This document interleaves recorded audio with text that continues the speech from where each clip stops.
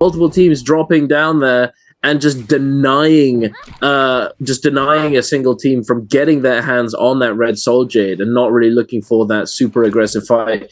Alliance looting up a little bit, FPX close by, no immediate action, but as I say that, here we are going right on over to JL and OUG. We've got a purple armor off the bat for VVV. He is bound to be very pleased with that one. OUG, they unfortunately, it's not looking too good for them, but it's not looking too bad either. VVV losing a lot of that purple armor, but managing to get that bonk down with the spear. Now chasing down this player, missing that Valda spear, unfortunately, having it dodged away. OUG SS trying to disengage. The bonk just shy, just a little bit out of range, not able to confirm that damage, unfortunately, but SS is going to be continuing to run away regardless, though his teammates have not chosen to resurrect and give him a little bit of backup. Instead, JL has looked for this committal, and all three of them are back in action.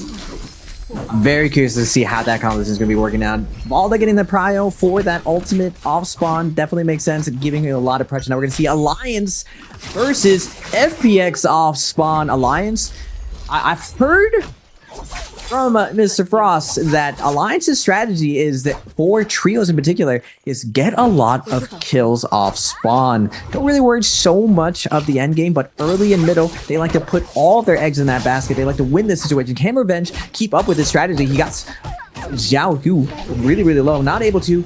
Nice closeout from FPX, putting him against the corner, getting that stagger going and taking him down. Now going to the Red Jade area, we're going to get WBG versus JDG. Three teams landed up here. It looks like these are the two top teams left. WBG's Jing is going to fall, but Sleepwalker on his tried and true monk, what he's known for, is going to be last one standing in the 1v3 situation. The closeout is real, and JDG is going to be taking this out. Man, this comp off spawn, in theory, with the Valda and Hadi, this is very, very, very tough to deal with. Now, the Monk, probably going to be filling more of the support role with the V2 and just that space creation that you just have to close out with. But the first two, the offensive and just the strength of those two characters, you basically just have an absolute god off spawn with the Valda ult. She's so hard to stop with that huge health pool, and with that spear, you can't really fight back once she's popped that ult. And multi-way, at one of the big kind of finesses in trios is stacking up and focus firing together, and you just can't do that versus an ulted Valda. Yeah, and I mean, it's just not worth it unless you've got like really, really good loot. You know, you've just gotten very, very lucky off spawn. You got multiple purple weapons. Not even that is gonna like allow you to truly burst her down. And then you have a monk as well. Like, you're not, if he gets, you know, I mean, depending on their ult rotation and that, you know, let's say he does have ultimate. If you try and focus him down, he's just going to ult as soon as you try and collapse on him. Unless you're playing the Viper and you've got a silence lockdown on him, you're not going to be able to prevent that. And then you've got the Valda as well. And then you've got Hardy, who's got such a good combo break ability that he can just, at a moment's notice, fly away from you. You can't really stop him. And then if he wants to, he can just very easily pop that ultimate. And, I mean, if he's using the cube, he then gives his entire team that ability to disengage. Or if he's using that V2, he's still going to be able to fly away and have that threat of the damage. But here we are, looking at FPX, one of the assassination team compositions, immediately pulling the trigger onto SS1. Ling just not able to do anything about it. Immediately focusing down that Matari, recognizing that priority target. You know, as a Viper team composition, you want to be able to focus that Matari very, very quickly so that you can make sure you don't have your ultimate fully negated by that stealth that she provides for herself and for her teammates. And FPX, with the expert execution here, absolutely obliterating SS1. SS1 now, having been lurking on these outskirts, are now going to have to try and find another spot to loot up and actually start scaling yet again. They were looking as though they were pretty happy with what they had, and they were probably going to head on over, see if they can find a Realm of Yang or something along those lines. But now they're going to have to start all over again unfortunately for them. FPX currently leading the charge on the leaderboard with 6 eliminations under the belt. Bowder, JDG, JL, TE, all with 3. OUG with 2 and Alliance with 1. Unfortunately, although you mentioned earlier how Alliance wants to focus on their early game kills, they just haven't managed to get that strategy rolling so far this game, and it looks as though SS1 might have chosen the wrong spot to try and recover, as EWG are closing in, trying to get this grapple on to that one member of SS1. Looking at FPX, there's 6 kills off spawn. They actually went back to the tried and true Viper B1 with silence. That long stun, looking for the priority target to silence for compositions. Now, we were in a very heavy neutral, high movement meta for a long time, so most of the Vipers moved away and went F3 for that extra nuking damage, a nice AoE to win neutral over and over, just because usually the Yushan or Matari or Temi were so good at dodging that silence that it was not useful to do it, but everyone is victim to Rust and not being accustomed to it. It looks like FPS is going to be coming out today with the silence variation. We're seeing, again, this Tesla all coming out with the silence from Viper. Junks coming in with the focus attack, but the nice execution coming out from FPX. The Tesla ult into the silence. Now looking for the prio target. Nice shot by Luye to hide behind the wall. Get focused though. Can he get away? Nice peel coming out from his teammates. FPX is going to have to get poured out of here. Can they get away, though, is the question. EWG in hot pursuit. This is where grapple distance is going to be coming in big. Can they catch FPX as they grapple away? Now, FPX has the edge of zone to work with. EWG just barely out of grapple distance, just almost there. We're going to hit the no ult zone. We're back to neutral. Nice job from FPX to get this reset here. Who is going to come out on top? EWG coming in. Loye immediately getting juggled right now, but nice peel coming out from his teammates. Cookie, he's gonna try to fade out, trying to go out of the zone to go back to their ult advantage, but FPX is gonna have the cover of this ult to chill. Sanzi has to be careful now, doesn't want to overextend, but the Matari ult is gonna be coming out. Loye, again, peeling for his teammate, is gonna cancel out his ultimate, dive back in with the stagger, and he will fall. FPX really low. Sanzi down to his last little bit, but FPX is going to clean up EWG. Excellent play coming out with a port out in the use of the no ultimate zone. Nice job from FPX, and still the attack on Titan surviving for the last 3 years, still finding ways to win. And that silence Viper every single year, the tried and true just always comes back. Duncan, we just the whole year we try something different, and then we just go back full circle back to the OG compositions. Yeah, it's like they're trying to change the meta and make them think, oh, we're gonna play this, we're gonna get you used to playing against this, and then all of a sudden it's gonna go back and be like, you just mix it up, the no mix-ups as it were. Because last time we watched the NBPL, they were running F3 Viper with V1, you know, no silence whatsoever, which was very surprising. But we're diving into this realm of Yang at Wolves. Scrapping it out against JL. Wolves looking as though they're pretty scaled up here with those purple armors as well. NHQ diving in with this Takeda ultimate, using it very early on. Unfortunately not having been able to get that golden ultimate just yet. The monk hands are coming out here. One thing on that Tianhai, looking to find these grabs, trying to find these confirmations, not able to do so just yet. Wolves now forced to utilize that Tumulk ultimate to try and cut off this pressure from the Tianhai.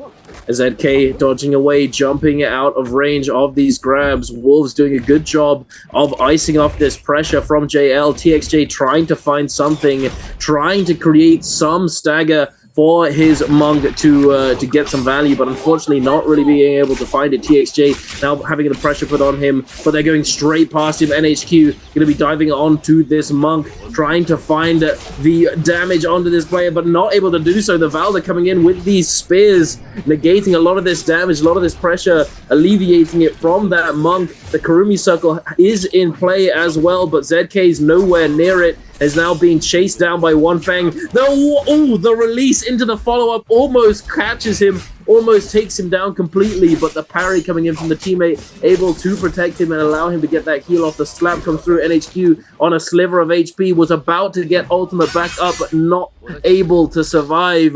But the numbers have been equalized. One Fang has gone down as well. TXJ at very low HP. XEM on his feet with that cavalry bloom, sends it the opposite direction, but the parry's gonna come through anyway. And JL, they were at a disadvantage initially, but they were able to come out victorious regardless. That, I think the Takeda ultimate, pulling it out so early may have been their downfall here, Raven, as they ended up having to use that Tumulk ultimate as well to get rid of this pressure from the Monk ult, and it kind of just fell apart. The Valda seemed to be so impactful here. It wouldn't surprise me if this composition was invented by TXJ. JL, TXJ, always known for really setting the tactics, the lines as we call it, for these new compositions. And that was what the new school composition with the Monk Valda, Hadi versus the old school Siphon. Siphon, that Takeda Tenmi healer, has been one of the most dominant compositions for the last, let's say, 2.5 years of competitive trios in Naraka. And breaking down that composition has been one of the hardest things. It's the reason why I felt the meta was very, very stagnant. The composition really had no weaknesses. Off spawn it was very strong. In the mid game it was very strong. And in the late game it was very strong. But with the addition of Yang and Spirit Wells, there was some vulnerabilities and some answers that were finally created to it. There is a little bit of a lull for this composition in the mid game where they are vulnerable. That first realm of Yang, Takeda, without his gold ultimate, just isn't as strong. His gold ultimate is basically a V2 Viper. But first, we're going to be seeing the Yang winning teams, Bauda versus JL. Both the powerhouses going at it, my man. You representing on the Takeda. He's going to get a nice F1 onto Fong. Setting up nice and pretty, but Bauda's Euron is going to be fallen. Peak trying to trade out kills, but the cube setup from TXJ just too much for them to deal with. WBG is going to be coming in with the third party though. Bong looking to peel for his teammates, holding onto his ultimate. Will he pop it? He will end up pumping it, but WBG Monk still has ultimate as well. They are going to be matching. They're going to be dueling it out right now. JL's BBB is going to get grabbed. Pong tries to go with the slam or the jump to interrupt him, not able to land it. Pong getting his legs cooked from under him. That pole sword from Jing just chopping away at the Monk. Pong's going to have to de-transform and he's instantly going to be executed, but Sleepwalker's going to get traded out. Now we're going to get the 2v2 situation, but TXJ and BBB are super, super low. Can they fight this out? 33 seconds on their buff. This is always a tough position. Do you fight this out, or do you risk actually losing your life forever, or do you just go next, staying alive? And it looks like Bowder's going to re-engage and find the cleanup for these kills. JL will opt to use their Vermilion's buff, find another position, and now WBG in a tough position. They opted to continue fighting, and now the buffs are all out. Now it's playing for keeps, and Bauda is in hot pursuit. You with that gold Takeda showing up, chasing down the two members of WBG. Can they survive? Hope to res their teammates. They do have a ton of money on them. Can they pop the res? They are going to sit there and buy on the store with the hot pursuing. TE stalling out, and it looks like they're just going to opt out. They can't find the kill. They can't cure their Yang depletion, and we're going past that mid game with FPX still out on top with 12 kills, but JL trailing 9 kills with a Monk composition. Really, really strong. As the game is going to be progressing, that Viper composition, the fast compositions do lose their power spike. They start leveling out, and these other very, very scale heavy teams that benefit from the items will be showing up big in this end game. I'm excited, Duncan, to see some Monk end game. Yeah, I am as well. Let's see how many Monks are able to make it all the way there. We're taking a look at a quick replay between Alliance and WBG. What happened in that Yang that ended up with WBG having that Yang depletion. Alliance NY7 getting a little bit of damage there from the Hardy, having put a significant amount of pressure on that Valda before as well. One member already down. It's just sort of a stall fest to try and time out this Hardy ultimate, it appears, trying not to get too aggressive, but the Hardy's finding ways to engage and create pressure. NY7 taking a little bit of damage, the F coming through. Does he 1v2 this? No shot. The stabilization comes through with a little bit of a time skip there. We've got the heals coming through. Both of these players now in the 1v1 situation. The R&B damage, insane. Jing just getting absolutely cooked by these fist blades. Not able to stand tall, unfortunately. But here we are now back to live. JL up against SS1 in the realm of Yang Ling, taking a lot of damage on that Matari. Not using that ultimate just yet. The Kurumi ultimate now being utilized first. Instead, One Feng using the cube and now dropping down, transforming into the Vajra. Gonna find one of these grabs. Are they gonna be able to secure all that much damage is the question. The Valda Spear is gonna come through, getting the regrab into the double grab. Let's go, the skadoosh coming through. The F comes out from the Zai, managing to break away somewhat, but Tutu gets grabbed. It's not looking good for SS1 here. JL looking extremely dominant on this composition, Raven. Yeah, it's looking very, very good. JL looking super locked in. You see TXA leading the team, leading in general. And one of the new things I would say this year is VVV, normally very, very focused, known for his high impact plays, but not really the impact of his communication. And every time you get to see the highlights, VVV is a lot more vocal with vocalizing the plays are happening, calling out the enemy's cooldowns, and just being a lot more active than we've ever seen. That team is very, very hungry to repeat winning finals. Now, they were under the banner of TE last year, but VVV and TXJ did win Trios Worlds last year. They're looking very, very poised. I was saying for a while that Fong being added to the team, they've moved him around from support, position 1, almost every single position, trying to play around him. But it looks like he's finally sat in that support, which VVV actually traditionally played. Another really, really cool thing. Well, let's go back to a highlight. We got OUG versus Bauda. Two of these goated organizations, always really, really strong Yang teams. And now the King, so interesting now that I consider him a trios player, not a solos player, on that Monk. I remember when he debuted with his Monk in solos. What can you show me today, the King, with this Monk? He's going to get a grab onto Peak, closing out the first kill. OUG absolutely picking apart Bauda right now, their former teammate. Can he bring this back on the Takeda? The transform's going to come out from the King. Has his ultimate up, but he is fighting against a Valda and a full health Monk. Yoran's trying his best to fade back. He is going to get the parry as he falls out. Yu is known for this, finding these 1v3 situations and be fading back with the F went up. Looks for the double hold release, but nice denial from the King with the dodge shrew. Bauda now with 3 minutes to cure that Yang depletion. Can they find that cure? But it looks like Duncan, the new Monk composition, does in fact dismantle Siphon and is very, very dominant within Yang. I thought like the Faria Monk variation is very, very good in Spirit World, but it never went Yang. This new variation can win Yang. Yep.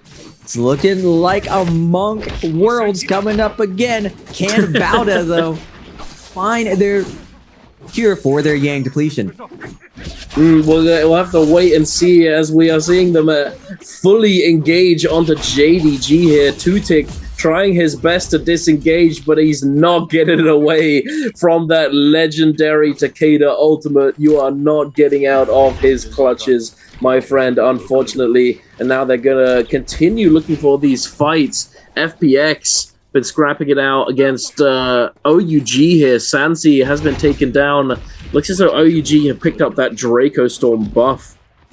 Not sure how aggressive OUG or how Bauda are going to want to get going up against a Draco Storm buff. Draco Storm being just one of the most oppressive buffs that you could get your hands on in the game's current state, having had its having been buffed for a little a little while ago. I can't remember how long ago it was now, but the fact that you can now pick this up from Yang without really worrying too much, because before, if you were to pick up this buff, you weren't going to be getting your rage back after having won a Realm of Yang. So, but now they've made it so that not only does it give you your rage back, but it also lasts just as much time as the other buffs do, meaning that it is one of the best buffs to go for. It's almost undeniable at this point that this is the one that you want to be picking up, at least in the second Yang. I'm still of the opinion that first Yang Vermilions can be the better choice at times, a little bit safer.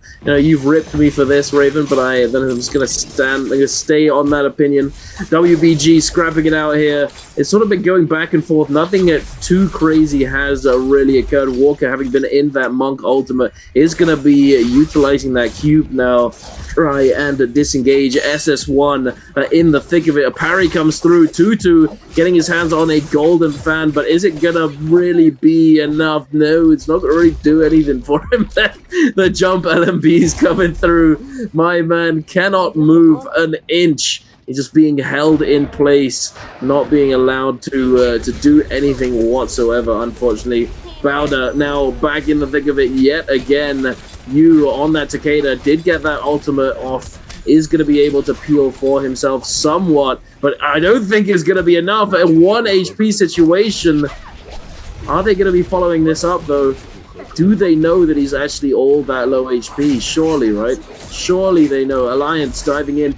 Golden armor, golden weapon on the side of NY7, doing a bonkers amount of damage, and it looks as though Bowder is just falling apart at the seams, Raven. Unfortunate, that second Yang, very, very risky, especially with how conservative and strong these endgames have been on the CN side. Now I expect this to go a little bit slower, but it looks like we're getting very, very active right now. JL, OUG, both super, super stacked going into this last little bit, and a triple Monk is back here and dominating. JL, OUG, WBG, all in this Monk endgame. I'm curious to see if Alliance, the very scrappy hit and run Matari Zai playstyle, how does it deal with this very, very tanky Monk composition? You have the Balda, very, very tough to DPS through all of her extra health. You have the Hadi with the cube in the air, very, very hard to lock down. And Matari does an okay job of closing out on a Hadi, but with so many teams around, I feel like all these other teams are going to have to go back into hiding. I've always said that when there are multiple monks in the lobby, they do buff. They do keep all of the monks safe, because unless you have a monk to hide behind, you kind of just have to wait for your turn again. Is it my turn? You got to poke your head out. You can't get grabbed out of nowhere. And a lot of the legendary trios end games were all on the backs of these monks players. Now, the king, I'm still going to be bringing this up. I got to see something out of him. I remember his debut in trios coming from solos. Now, Monk is not played at all in solos. In trios, definitely the staple of being a very strong trios teams is your Monk player. And OUG's the king. He was not the king of the Monk. He has a long way to prove it to me that he is that guy for the Monk. But I would say at this point, he was actually a very, very dominant solo player when he did compete in solo. He was top 8 for the longest time. He moved over to trios. Now I would consider him, he's pretty much just a trios player now. And going back to the Monk, I think this year we'll have to see whether or not he proves himself as being one of the premier trios players. It's been that time now, Duncan. Will he ascend? I mean, to be honest with you, I hardly even think of him as a solos player anymore. I remember those days as well, watching the King playing solos. It's quite a while ago now, but he's definitely cemented himself within this trio team. And I mean, I think he definitely performs well, but it's and we'll have to wait and see how things go moving forward in the year. Got this Moonbane in play currently. We saw the last remaining member of FPX getting hit a couple times by this Moonbane, but surviving with a little bit of HP. The solo Viper in this endgame is gonna be it's gonna be tough. Although he does have a lot of terrain to work with. Got little nooks and crannies to hide in and stay as inconspicuous as possible. Oh, it's happening, Raven! It's going down! The monks ulting early, but it's because of the spirit well. It's not that it's all going to explode. I remember the first monk to ult back in the day. You just one monk ults, every monk ults at the same time. But no, it's for the spirit well, and it doesn't look as though any of these teams are looking to contest this buff here, this spirit well, as it is in fact Mystic Might. Mystic Might, obviously, it's still a good buff. You know, I'm surprised that nobody else wants to really contest this, especially considering that we're in essentially a city, one of these POIs, and which inherently means that there's a lot of buildings, a lot of little nooks and crannies, as I referred to earlier. I mean, there are lots of little spots that people can hide, and giving yourself that information can be very, very useful. But none of these teams really want to go for it. JL are going to be picking up for free, essentially, in VVV, popping that Valda ultimate and getting that buff is going to be going and trying to find any of these players that he can get his hands on, get that spear locked down onto. But it looks as though Junks has been spotted out. As I said, he's gonna be a struggle. He has been spotted, forced to use that ultimate and just fully sending it onto OUG, who were waiting very happily, just spamming their Aurora Burst. And it looks as though the grief has come through. FPX has successfully griefed OUG, the king, now forced to use this ultimate. Jinyu, having already been taken down, can he find the grabs though? He finds one, X1 XLY getting grabbed and slammed, but it's not enough time to get the resurrection onto Jinyu. If they do manage to get him up, they may be able to survive, as he does have that Valda ultimate ready to go, and there it is. Jinyu does get resurrected. The Valda ultimate comes through. NY7 gets grabbed. Does he get enough damage off to actually secure this elimination? It doesn't look as though he will. The king, 1 HP and a dream. D-transforms, cleansing the fire damage. Just a sliver of health, but unfortunately not able to survive. Even though he used the cube, he's not able to stay standing, Raven. That's a shame for our boy the king there. I mean, good job by the king. He does create a ton of space with that monk ultimate, but unfortunately off top, X1 holding the rooftop Hadi's cube, not setting him up for success, just leading him to his death. But a lot of verticality go into this last leg of this endgame. We see JL really setting the pace, setting the tone for the day. The double ultimate coming from that spirit well. They even delay it for as long as possible. And this is going to be one of the contentions of the day. Will teams challenge for Spirit Well? Because even though we don't have that snap of the Thanos snap from that Tiger buff,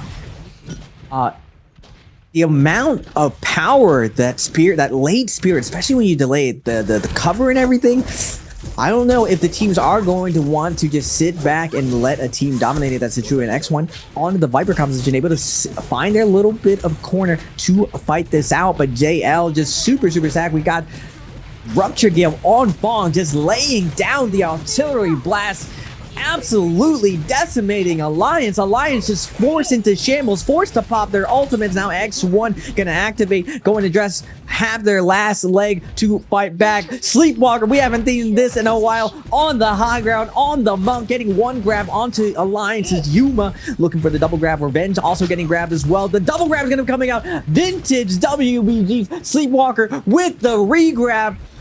We're going back-to-back double grab, grab. Absolute kaboom going down on Alliance's Revenge and Jing. Sleepwalker taking to the skies, flying monk, and now it's Fong's turn on the top ropes, looking for the double grab. New monk on the block. Can Fong show up big for JL? Going back to the high ground, resetting, not gonna get that double grab, and it looks like 10 people left. JL super stacked, but can they close this out? The rest of the lobby has survived their initial burst. The zone is closing in, 40 seconds left to go. Fong is going to the sky, has to stall out here, has to build up his ultimate. He's up at the 40% already. Yoink's that solo and taking to the sky. He doesn't have any left in his cannon, has to the old-fashioned way, swinging for this last little bit, but can he do it? He's at down to 80%. BBB, though, with the lifeline, still has his ultimate up, is holding the low ground, but to the skies, you see OUG stalling it out. 7 people left alive. X1's ZDI holding the low ground with that V1. Last little bit of zone is going to be coming out. VVV is going to delay his ult to the last second. Axio, the same for WBG, is holding on for the last little bit. And now VVV dropping down to get these last hits off. OUG going to be able to get the couple of kills. TXJ going to get a couple of kills. BVV swinging that blistering edge, trying to get the kills, but we're going to get a two-way tie for the first game of the day. WBG and JL will be last team standing. Insane. When I saw those Valdas ult, I was like, okay, it's good. No one's getting that multiplier. Feels bad. Both of these Valdas holding their ultimates until the last moments and able to hold on and go all the way down to that last second. But JL is going to be the team victorious, securing that MVP for game number 1, ladies and gentlemen. Campaigns, building the team, getting it together. So we'll have to wait and see. But we're kicking off game number 2, ladies and gentlemen. It's getting spicy. It's getting oogly with OUG. Team Oog on the Salvation podium. SS on that Katana, playing the Katana 3-band neutral against this Valda, trying to find an opening. There it is. It's already over. Sansi has been 2v1'd and taken down. FPX, Jiaohu on the run now, trying to disengage. SS picks up the fist blades, going to be trying to find the opening here. The release comes through, but it is not going to save him and his team. OUG seem as though they are going to be the kings of Salvation podium and potentially getting their hands on this high-tier loot extremely early. WBG on the outskirts, waiting, biding their time, looking to see if they can find the opening that they desire, potentially getting their hands on a ballista and absolutely exploding one of these players. But it looks as though they're playing a little bit slow, playing a little slower.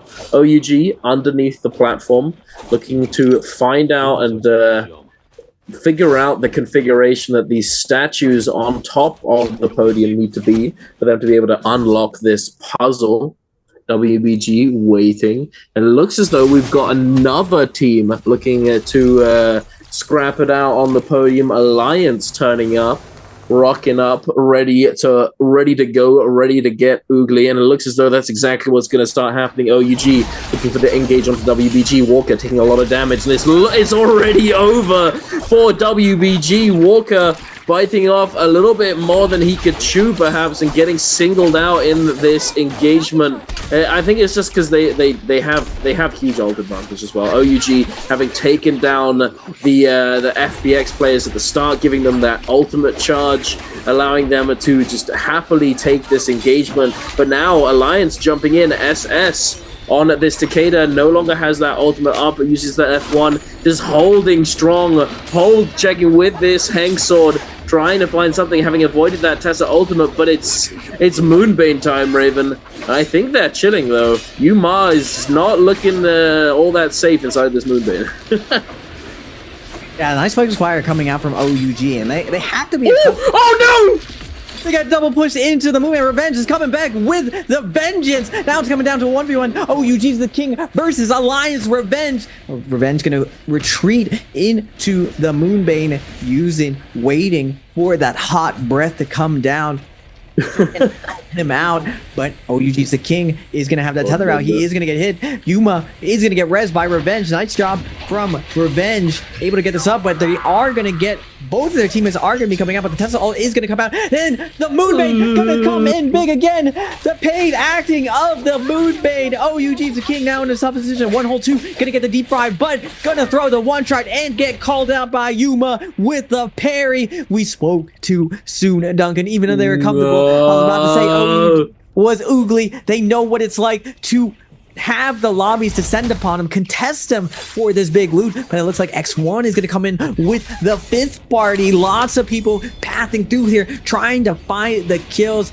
Alliance, though, does have Viper ult, does have Tessa ult. Can they defend against X1? X1 is posturing, waiting. They don't get the opening that they want. A little bit of hesitation from X1, not knowing the situation of Alliance's ultimate rotation, but they could have gone in. I mean, I don't see in a more ideal situation, but it looks like they opt to force them off, and they're going to go for the loot instead. Looks like X1 is going to opt to go for that delayed Moonbane strategy. This is one of the reasons my team actually gave up the puzzle position, because this delayed Moonbane forces you off.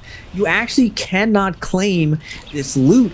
And I was saying this before, the key to Xiphon, the key to Zai, the finesse in trios is getting your Zai online before the Takeda goes online and getting into that Yang. And one of the tricks of the trade that you could do was Moonbane and steal that puzzle situation. Yeah, absolutely. We've seen it happen time and time again. This puzzle has been a hotspot for these Zai players in both trios and solos as well. But we're taking a look at this fight from Wolves and SS1. A beautiful double parry coming out from NHQ. Zen1 trying to disengage. Oh, but he baits them in. He baits them in with the Tessa ultimate, and now the follow-up coming through. NHQ extremely low is gonna get taken down. Zen1, you tricky boy, with that Tessa ultimate, baiting with the heel, ready to turn around, and instantly Tessa ult both of those players, turning this fight on its head, making it much more favored for them to secure the victory in this skirmish, in this engagement. But it looks as though that might be all it is. That might be all she wrote for Wolves here. SS1 are gonna take the dub and take them down. Thankfully, Wolves chose to take this fight with their rebirths intact, so they are going to be able to go away and loot up, scale up for that Yang situation later on. It is not over for them just yet, but an excellent start for SS1 there. And speaking of good starts, TE, good start for them. Not too shabby. 2 kills under their belt, having picked up a kill just now. All triple blue armor, obviously could be better, but still a decent start. And we've seen how strong this team is, or how strong this team composition is in the realm of Yang. They're definitely going to be wanting to go into that realm of Yang and hoping that they don't run into a team who's managed to luck out and get triple purple armor. It looks as though we've got a fight taking place here. EWG getting hard engaged upon by SS1. SS1 off the back of winning that fight before. EWG, Luoye on that F2 Takeda. Where's the ult, my friend? No ult. He's no life. He does get taken down, unfortunately, and SS1 now in a 3 versus 2 situation, looking at very strong. It's gonna be a quick fight. EWG gets taken down here. Thankfully, yet again, they are gonna have their rebirths, but that is not ideal. That is not ideal whatsoever. I mean, this happens every single time, every single year. The Silence Viper comes out of nowhere, and it's just that fast execution. Everyone's just gotten lazy at defending against the jump on that Viper silence, the flying in. It happens very, very quickly. And when you're so accustomed to posting up and wanting to play neutral, I always say, just like trios is not about holding your ultimate. Someone's ultimate has to get traded out. If you hold on to your ultimate for Naraka 2, you're gonna have a bad time. A lot of players, they just want to have that glory. They just want to sit there and go for that parry, chase that dopamine hit. But it's really, really bad for your teammates if you do not ult for them.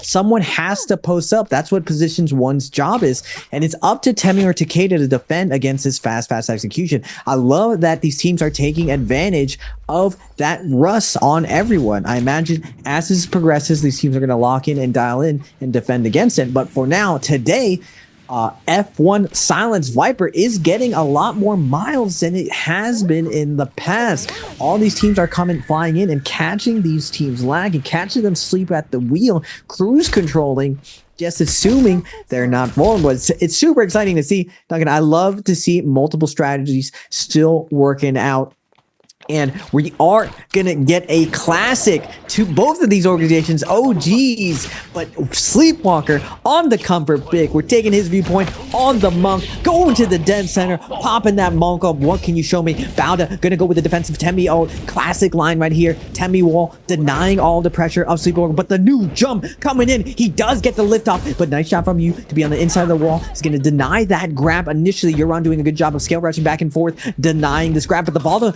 is going to come out. The spear is going to come out. Sleepwalker is going to get the grab. Euron's getting cooked in his grab, but Euron going to get re-grabbed right here. Not going to get the next one. Oh my goodness. Sleepwalker not able to get it. The wall is going to bug out of his grab. Unlucky for him. You now online with the Takeda ult. Now it's Yu's turn. Can he find the dominance right now? WBG's Jing on the hottie, peeling him off, trying to deny his impact. Yu getting juggled left and right, trying to connect, trying to set up his teammate, but he's not able to connect right now. Nice job from WBG to ice off the pressure, but they finally try again. They are going to get collapsed on. Yu with the pole sword chopping away at Axio, but nice job by Sleepwalker coming in to defend his teammate, but Jing is gonna get taken down, and now WBG has fallen to Bauda. Double charge gonna be coming up from Axio. Is it a 1v3 situation? But the peel from Euron is gonna slow him down, and Bauda will take down the first realm of Yang on Holoroth. No light attack. You know what I'm talking about right now. Where's the light attack? Context. Raven and I playing trios. Like, if I'm holding blue, just light attack. Just light attack. I mean, it's true. It's very true, and everyone knows it. But people forget, and right here we see it happen. You know, if you're playing trios, well, tip for you at home, if you are a trios enjoyer, if you're playing team game modes, if one of you is holding blue focus, your teammate is standing next to them, and you're going up against just one person, if your teammate just sends out light attacks, covers for that parry, you can essentially just release the focus attack for free. Because if they try and parry the focus attack, the light attack from your teammate is going to deny them the ability to get that parry. Their parry is not going to work. It's not going to happen, and you're going to get that damage. It's 2v1 mechanics at its finest. But here we are, post Yang here, JDG up against Bauda, 2-tick, doing a lot of damage there to that Takeda. Bauda Yeran diving in, trying to chase down 2-tick, having used that Tomok ultimate, but we're leaving the safety of that sandy wall. No care in the world right here. The grapple LMB uppercut attempt there broken by the F2 from 2-tick, and now we have that no ult zone coming into play. TE are rolling up, even though I said that they were in a decent spot, especially on this composition to go into Yang. Unfortunately, they did go down, it seems, but now they're looking for this recovery, trying to find these soul blooms from Bauda. Bauda's peak taking a lot of damage, forced to try and fade back and disengage. Finds a white armor swap, looking to dive back on in.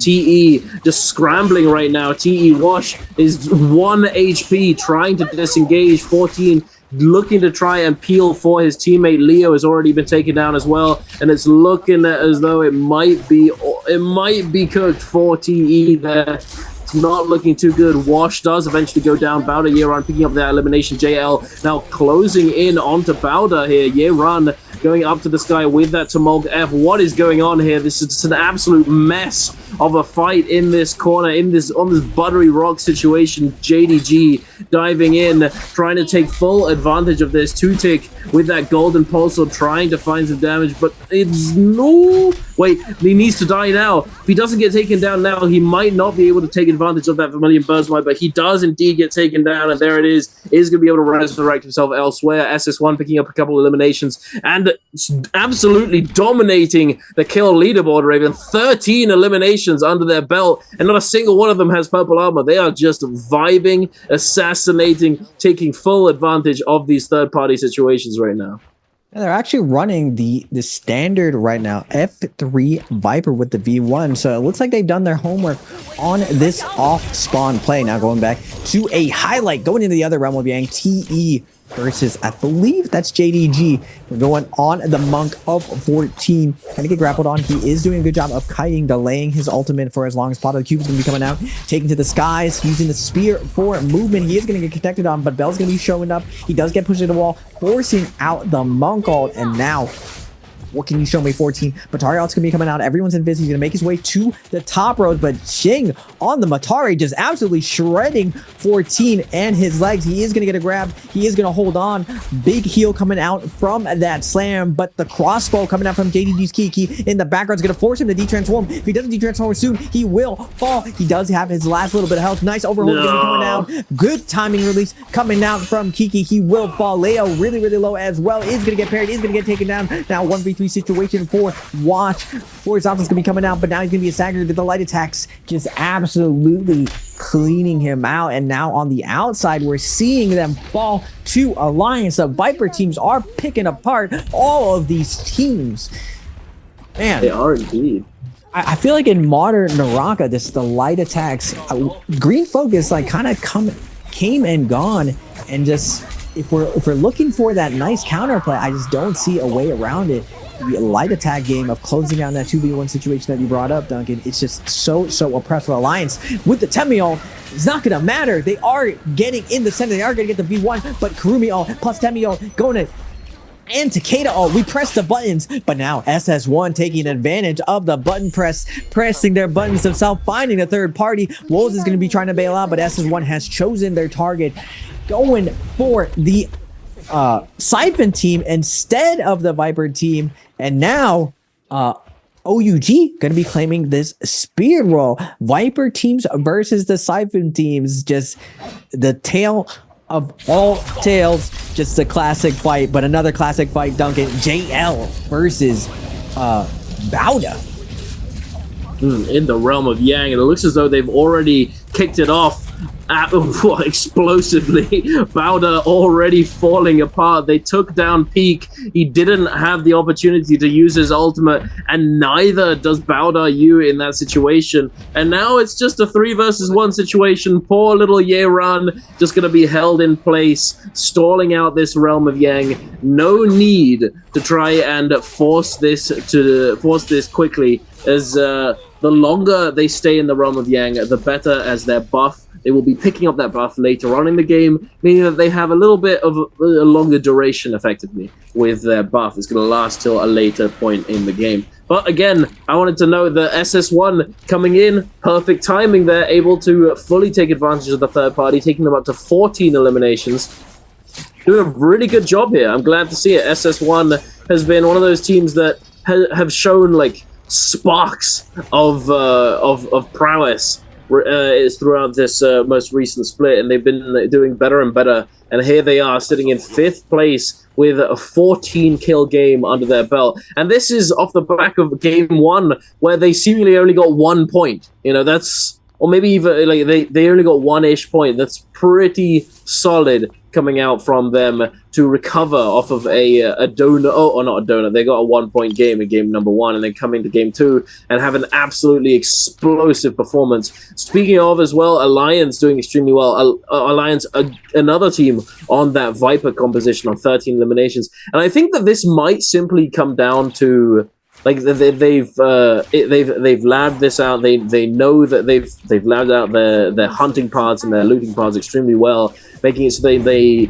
can pick off these teams extremely well. All of the Sand Siphon compositions looking to scale up. I remember we talked about it countless times, how these Viper comps, their objective is to prevent the Sand Siphon compositions from scaling up and doing what they want to do. You know, Sand Siphon is an extremely strong composition, as we've talked about. They've been very prevalent over the past couple of years, but if they don't get the opportunity to scale up as the game moves forwards, they lose out on a lot of their potential power, as you need that legendary Takeda ultimate to really do what you want to do going into endgame situations. Luo Ye, as we speak of a Takeda, is on the run. JDG are hunting this team down, trying their best to lock down these players. But fortunately for EWG, they're doing a good job of kiting this out. Neither the Takeda or the Kurumi does get locked down in the end, but we're going to be going over to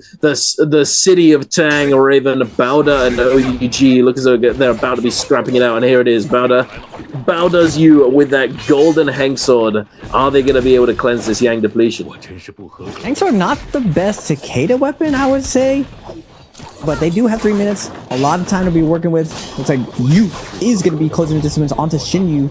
But nice peel coming out from the team. And Kurumi ult's going to be invested. We're going to be opening up on the opposite end. Support ult leading the charge. About Yu will be holding onto his ultimate right now. But OU doing a good job of defending against this. And now they're going to go back to back with the Temi Kurumi ult of themselves. But Yu's going to pop his ultimate, pushing them out of it. Zone's going to be coming in. Bowder has to be careful right now. Zone damage is going to be really, really big. But Yu's doing a good job of creating this space for his team. Absolutely pushing through. Nice shove coming out from Yu, jumping into the thick of things, just absolutely imposing his will onto OUG. Last little bit left. OUG's SS really, really low. But X1 again, third party coming in and absolutely decimating Bowder again. Yu is gonna fall to XLY. X1 on a rampage in this game. Well, actually not on a rampage. It's only up to 2 kills, but we're gonna get it going. We got something going right now. Bowder's peak is gonna get chased down, is gonna get closed out here inside the zone. Going with the armor swap, but it's not gonna matter. X1 ZI is gonna close it out. And now X1 on the board with 3 kills in the right direction. Top 6 at that just 14.5. Remember, ladies and gentlemen, we are playing for top 6. This is the mainland qualifier for Worlds. We don't necessarily have to play for first. This is going to be 2 days, 12 games. We got to keep things going. X1 on the board right now, but they are going to be found by Alliance. Who can slow down Alliance on their tried and true Viper composition? Up to 13 kills already. They are going to find a retreating X1. It looks like they're going to go and invest on this. NY7 activating, looking for the silence, or looking for the F3. LYD is going to get exploded from on X1. And now OUG trying to back off, trying to get out of this situation, trying to get out of the middle. X1 trying to force the issue onto OUG. OUG is like, wait a minute, I just want out. Why? We're going to get fired. But X1, if we're going down, we're taking someone with us, and they want to take down Bowder. Unfortunately, Alliance is going to find XLY with that Tesla ultimate. Double charge is going to come out for Yuma, and XLY absolutely exploded from the F3 of NY7. And once NY7 waiting to use that F3 until he's within kill range, just sniping that kill away from his teammate. That is my kill, buddy. I'm getting MVP this game, buddy. Alliance doing an excellent job of finding this third-party opportunity. Again, it's those Viper compositions. They're just in the right place at the right time, doing a really good job of it. But one thing to note, just quickly before I get back to this fight, there's a Spirit Well somewhere, and the buff on it is Draco Storm.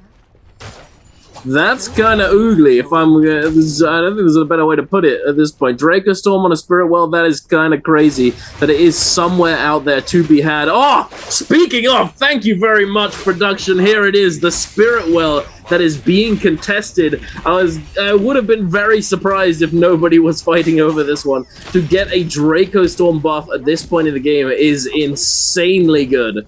JL and JDG and EWG all fighting it out to try and get their hands on this buff. TXJ setting out a blue focus, getting parried there by Jing though. TXJ losing all of that golden armor, forced to use that combo break now and to try and fade back and get this reset off. It's not looking too good for him, but he's managed to find this reset. JDG still fighting 2-tick, sending out this meter burn on those golden nunchucks. Jing has been taken down though, and his other teammate is also extremely low. JL now going back in to this Spirit Well. They may very well be able to capture this before it runs out. It looks as though that's exactly what's going to happen. JDG, unfortunately, one of the teams contesting, is not able to stand strong and stay in there. And EWG, being on the loot situation that they are not going to be able to do that either. So JL are going to be walking away with this Spirit Well, with this Draco Storm at a very, very good time.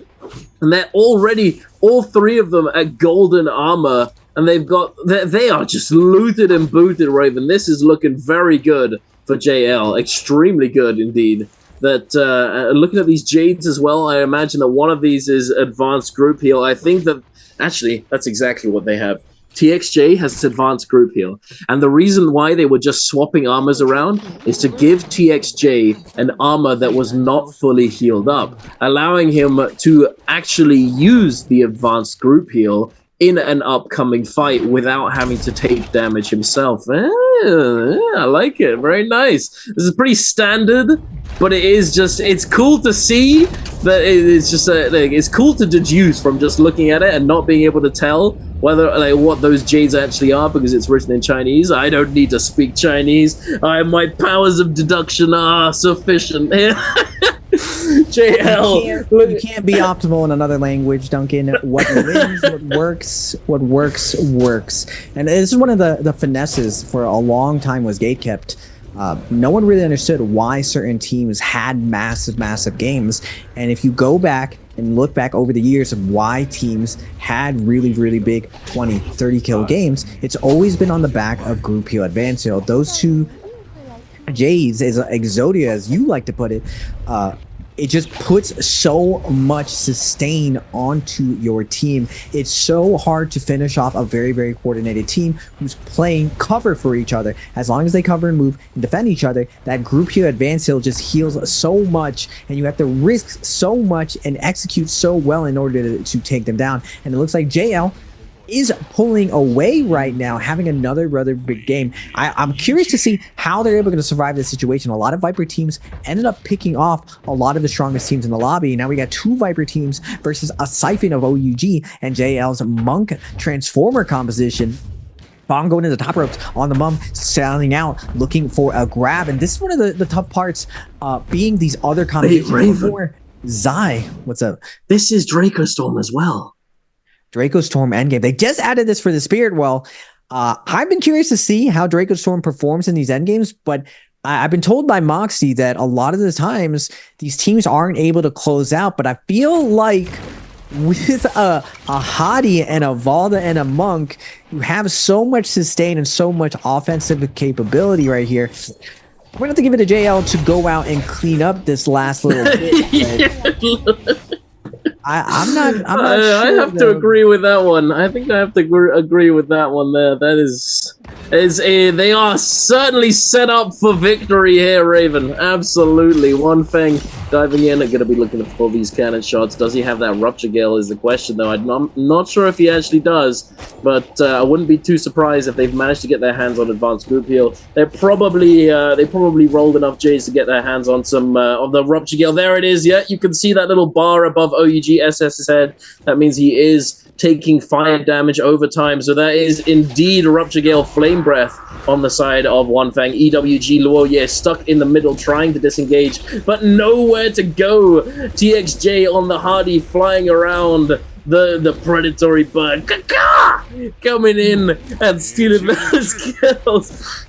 Taking them. Very nice. Thank you, Lewis. Nice little rabbit to keep me tied over for later as they go into these final moments of the game. X1 ZDI trying his best to stay on this tower. It's not being made easy, though. Now forced to use that ultimate and dash all the way to the sky, out of vision of this perspective. NY7 lurking on this corner, on this side of the zone, backs to the wall. They're very happy to this chill here and try and hold on to this little bit of real estate. Same with the other Viper team as well, as they are faced off against JL, a fully stacked gold armor team on the other side that they don't want anything to do with just yet. JDG 2-tick, unfortunately, does get caught out in the middle. Piggy in the middle does get taken down. VVV picking up the elimination. JL now catching up to these other teams. 11 kills, 16 and 15 kills. It is 4 teams left alive, Raven. I think that JL still has the advantage, but what do you think could happen at this endgame? It's really going to come down to who the Viper teams choose to engage on. A lot of line of sight here with this last little bit of fence. Now, the Viper teams are going to be executing. It looks like the first person to do with the V1 is going to be coming out, and it looks like they're going to be griefing the other Viper team. I was surprised they went for the fellow Viper teams in this position. Now it's gonna be last left alive for JL to close this out. Alliance NY7 gonna pop his V1, and now just JL with the pickup with the turkey shoot, looking for the grabs right now. What can you show me, Fawn? Nice. Tebio coming out from OUG to slow down the fight. Grab is gonna be coming out. V2 not doing as much damage, but a big clap coming down.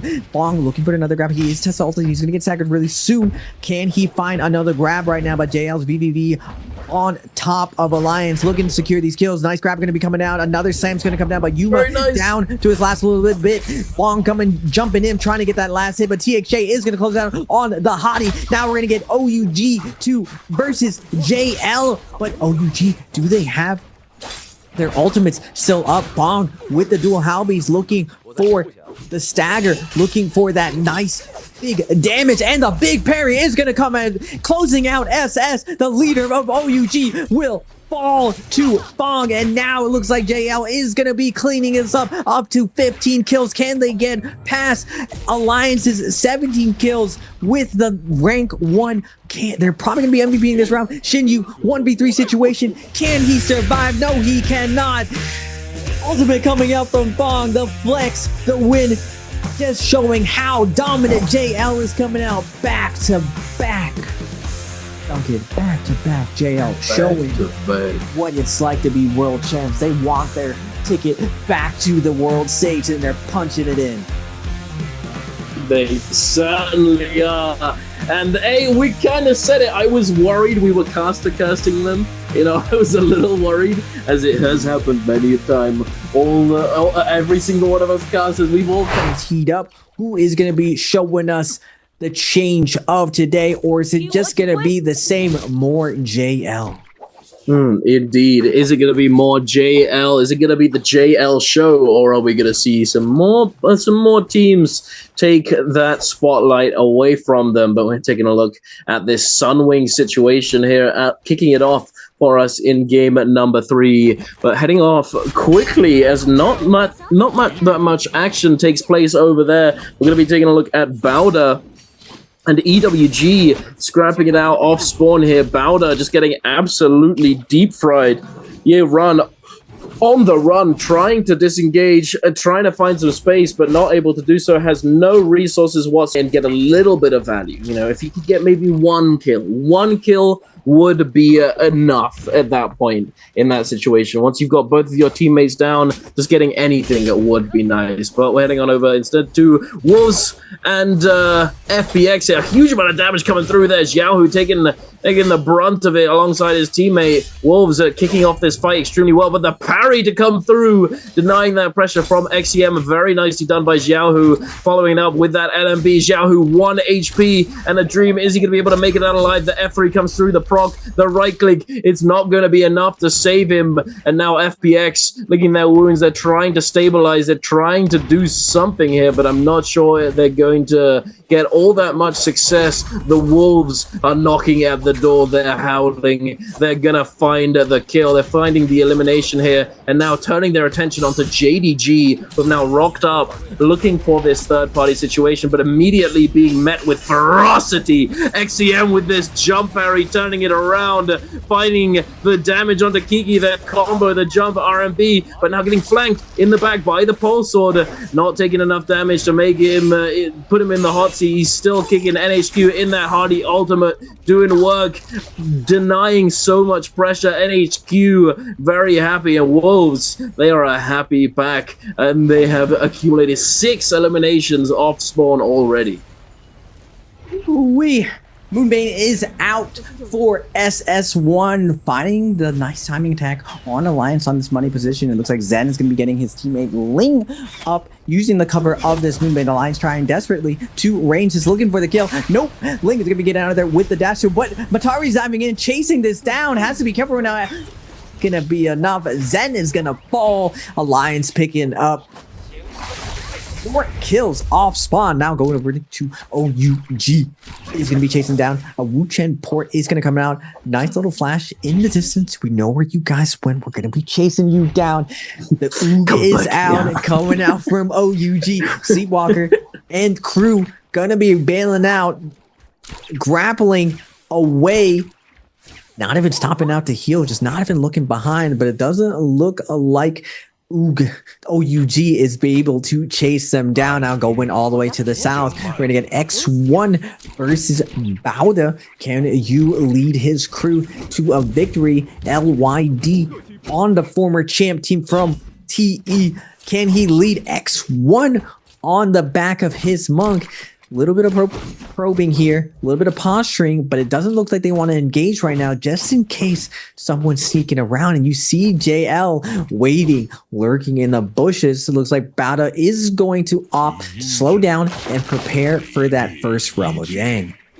They are indeed. JL, having lost their rebirths early on, have managed to recover somewhat. Triple blue armor, not too shabby at all, but you know who's looking to recover? SS1 not in the best spot here. Tutu just getting mauled by FPX in the 1 versus 3. Unfortunately, just out in the open on their own, and no rebirth to be had either. SS1 not rezzing all together at the same time, unfortunately, and just getting picked off. TE now finding WBG as well. Walker getting taken down after they disengaged beforehand, and being immediately found out now by TE. Jing also in dire straits, trying to disengage, just full spooling out, full disengaging, and it looks as though using that rebirth to get back online, unfortunately losing their loot, but they are still alive and kicking, and they also have I think it was a cheeky 20,000 Darktide coins, so I'd imagine they're going to be going over to a Rift dealer, see if they can get some bang for their buck and spend their money before this Realm of Yang rolls around. Alliance lurking in Celestra, looking to try and loot up as much as they can before the Realm of Yang situation. Again, at this point, I'd be surprised if we saw all that much fighting taking place, but I know as soon as I say that, we'll probably get a cut over to a fight, but as it usually is. But no, in fact, we are going to be seeing more looting taking place as these teams are just preparing, scaling up, especially if you're on a Sand Siphon composition, or even, you know, the Sand Siphon, they need their scaling, they need that legendary ultimate to really sort of get the ball rolling. Yeah, Sand Siphon really activates later in the game. That's when you get online, but this early bit is all about looting, setting up for this first Realm of Yang. And today, it looks like everything revolves around this first Realm of Yang. All of these teams are designed to go for Yang. I'm excited to see how these teams posture up for it. And it doesn't even look like anyone's going to opt to go for that Tiger Buff, looking for that Spirit Roll. Every team knows how important winning this first Realm of Yang. 3v3s do show up. 3 Realm of Yang show up. So who can come out on top? The name of the game here, while you're setting up, is getting those Jades set up. It doesn't matter that you have blue armor, as long as you have that melee and range resistance and the attack Jades on your DPS for your team. Looks like Alliance sitting real pretty, looking to get in first Realm of Yang. And unlike solos, no ticket system. It's just a straight oog slugfest. Want to How many players are on screen right now? We got what is this? TE, JL, everyone posturing right now. I know someone's getting griefed right here. We're gonna get a mosh pit going into God. The F3's coming down. The dive bomb from the Zai's looking to grief right now. But it looks like Bauda is not gonna get in. We are going to get JL versus Alliance. Old school versus new school. Is it Alliance's time? Will their year pay off, or will they fall to the freight train? That is JL today. NY7 leading the charge with the F2. Going to be diving in. Batari all going to be hit. Tempo going to Alliance. They're shoving it all into JL. Double meteor coming out from NY7. Going to be popping on the ultimate, trying to close out the kill, searching desperately for his prio target, but he's not going to be able to find a nice cutting out coming from JL. BBE setting up the pace, letting them know this is our composition. You are just spectators in this new competition. We are the first to it. JL going to ice out the pressure. BBB setting up NY7 for the combo. With nice peel going to come out from Alliance. The Kurumi ult is going to come down to separate them. This tempo. NY7 looking for the flank play, but BBB coming in with the peel, letting NY7 know that I am the Zai of this lobby. Yuba, last one left standing, is gonna fall. Alliance cannot take down JL. They're looking to inform. They're looking to set for their 2 repeat, setting up for JL to go to Worlds. They are indeed. You are simply imitations. JL, the innovators, the fire starters, VVV, picking up that golden fan for himself, that purple armor, getting locked in and ready to absolutely snowball this lobby. They haven't really they didn't have the explosive start in this game. They ended up falling in the off-spawn situation and having to recover. But with this Realm of Yang, they're definitely back in the driver's seat, getting 3 eliminations under their belt and getting themselves that golden fan. But speaking of a golden fan, TE Wash also has gotten his hands on that golden fan and that purple armor. It looks as though JL is going to take another mirror matchup. Wash diving in. This Matari TXJ taking a lot of damage and forced to use that ultimate now. Wants to fade back just a little bit, but while JL focus their efforts onto Leo, on One Fang taking a lot of damage, forced to now use this Kurumi circle, dropping it down, looking for this healing. Looks as though TE are actually doing an extremely good job of fending off this freight train here. They do have a slight advantage in terms of loot, both 2 players with purple armor, but it's not over just yet. Wash getting spaced out by BVV on the Zai is looking relatively even right now, but the zipping healing might come in clutch here with these regular Fs coming through. VVV taking a little bit of damage here, the F coming through. Wash just getting comboed, put in the dishwasher, nice and clean, spick and spam taken down. Now Leo in a very similar situation, extremely low. NY7 Alliance looking for their revenge. Very fitting considering their Zipping's name, looking to come in and claim these soul blooms to cleanse that Yang depletion, but JL are not going to be making it easy for them. NY7 diving in, BVV looking to fade back, hiding behind the tree. NY7 all of a sudden taking 1,000,000 damage and taken down extremely low in the blink of an eye, but immediately recovering with this zipping healing. That F comes through. The amount of healing that we saw just take place, this is why zipping still is irrelevant. VVV diving in with that F2, trying to make some space for that Matari. The Matari F comes through as well, but Alliance, they're not stopping just yet, and they're going to be closing out these kills and cleansing these Yang depletions. Heading on over, we got Wolves and EWG. Raven, who's taking this one? Nothing like a little bit of salty run back. Alliance going to get the run back, and we're going to get Wolves versus X1 and EWG. XEM going to get started out with that first grab. This Monk XEM just super stacked. You see the health jades paying off, the amount of health on him. LYD is going to get scooped up and slammed. Not that much damage coming out. Can XEM find another grab? Nice job from X1 to break up that damage. Usually Monk gets a grab, you get that nice laser, but X1 denying the pressure. The hottie of XLY doing a good job of breaking up the offense of Wolves. Now XEM coming out of Monk ultimate, vulnerable, surrounded and decimated from X1. XLY putting on a clinic on hottie, absolutely swarming XEM, and now it's cleanup crew for Wolves. Looking like puppies running away from X1 and HQ, getting chased down and eliminated by ZDI. X1 looking at the scoreboard, up to 5 kills and being able to cleanse a lot of this Yang depletion. Going to be setting up for the second half of the day. Going to find EWG on the back foot, lurking on the outside. A little bit of vibe check right there. EWG doesn't have any ultimates online. Not going to be able to find a third party in this situation. But nice job coming out. Now looking at the replay, Wolves versus EWG inside the realm of Yang.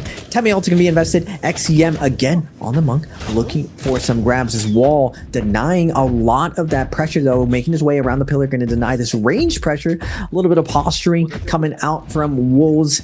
The re-engage is going to be happening. ZK trying to set up on stagger so XEM can get a scoop up here, but EWG doing a good job of line of sighting behind the pillars, not getting any value from this Monk ultimate. They are going to jump onto Cicada, but now it's EWG's turn. Can they get this offense going? And EWG is going to get an execution onto ZK immediately off that shove. Now XEM setting up for the flank, trying to look for an opportunity, but that Kurumi ult is going to deny a ton of that pressure. Now dropping in XEM.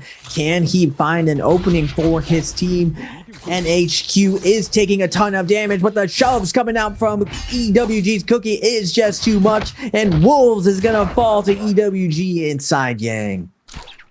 They did indeed. And it looks as though Wolves, thankfully for them, they've managed to recover somewhat. However, they have lost XEM. They are 2-man strong currently and looking to recover. But another team that's not really in that spot, they're looking pretty strong, is JL, looking for that Spirit Well as opposed to going for the Realm of Yang. And speaking of Realm of Yang, we've got X1 up against EWG. EWG, a previous winner of that previous Realm of Yang, a golden longsword on that Takeda, fully stacked legendary ultimate, are ready to go. XLY on that Hardy, having already used that ultimate. I imagine he is on that V1 with the cube, dropping it down. LYD playing that neutral fight, getting knocked down by Luo Ye. Finding the opening though, getting that R&B, not able to fully capitalize into a jungle combo. Luo Ye on that F2 into the Wisp, finds a little bit of damage, but that Bell coming out, and now LYD pulling the trigger on that Tianhai ultimate, looking to jump out of that Tumulk sand circle, but he finds the grab onto Luo Ye inside that circle, still able to find it, just a foot in the door, able to catch him. Now looking to push the issue, this absolute mess at the foot of this monk. LYD, ooh, the grab, not able to find it, not able to capitalize on that ult activation from the Takeda, but still they are on the front foot. X1 certainly in the driver's seat here, but it looks as though it could turn on his head very easily. Luo Ye doing a lot of damage there. LYD forced to get that heal off. Now, ooh, the Takeda ultimate finally doing the damage. There it is. They are still fighting, but I'm not sure if it's gonna be enough. Not too little, too late, unfortunately, for EWG. They put up a good fight, but now Cookie on their lonesome, popping that Kurumi ultimate is not going to be enough, and X1 are going to come away victorious on this new school composition. Yeah, this new Transformers, the 2024 Transformers, is just... with Valda, it's just too strong. The Wombo, it's basically just a super optimal Wombo. The regrab that the sister provides. What Wombo always suffered from was just it didn't do well defensively. Now we're gonna get the double Draco Storms going to be showing up. Valda, JL actually opting for the White Tiger's Prowess and X1. All showing up right now, but the amount of aggression coming out from JL, they see an opportunity right now to close out Wolves. NHQ getting chased down by the likes of VVV, but Bauda letting JL know White Tiger's buff is old news. Draco Storm is what's up. Fong is going to be able to get the Kurumi ult down, but it's not going to be in time. Now JL has a decision right now. Do they bail out and play for endgame? They looks like they are going to call the audible. Noble sacrifice going to be going down for Fong.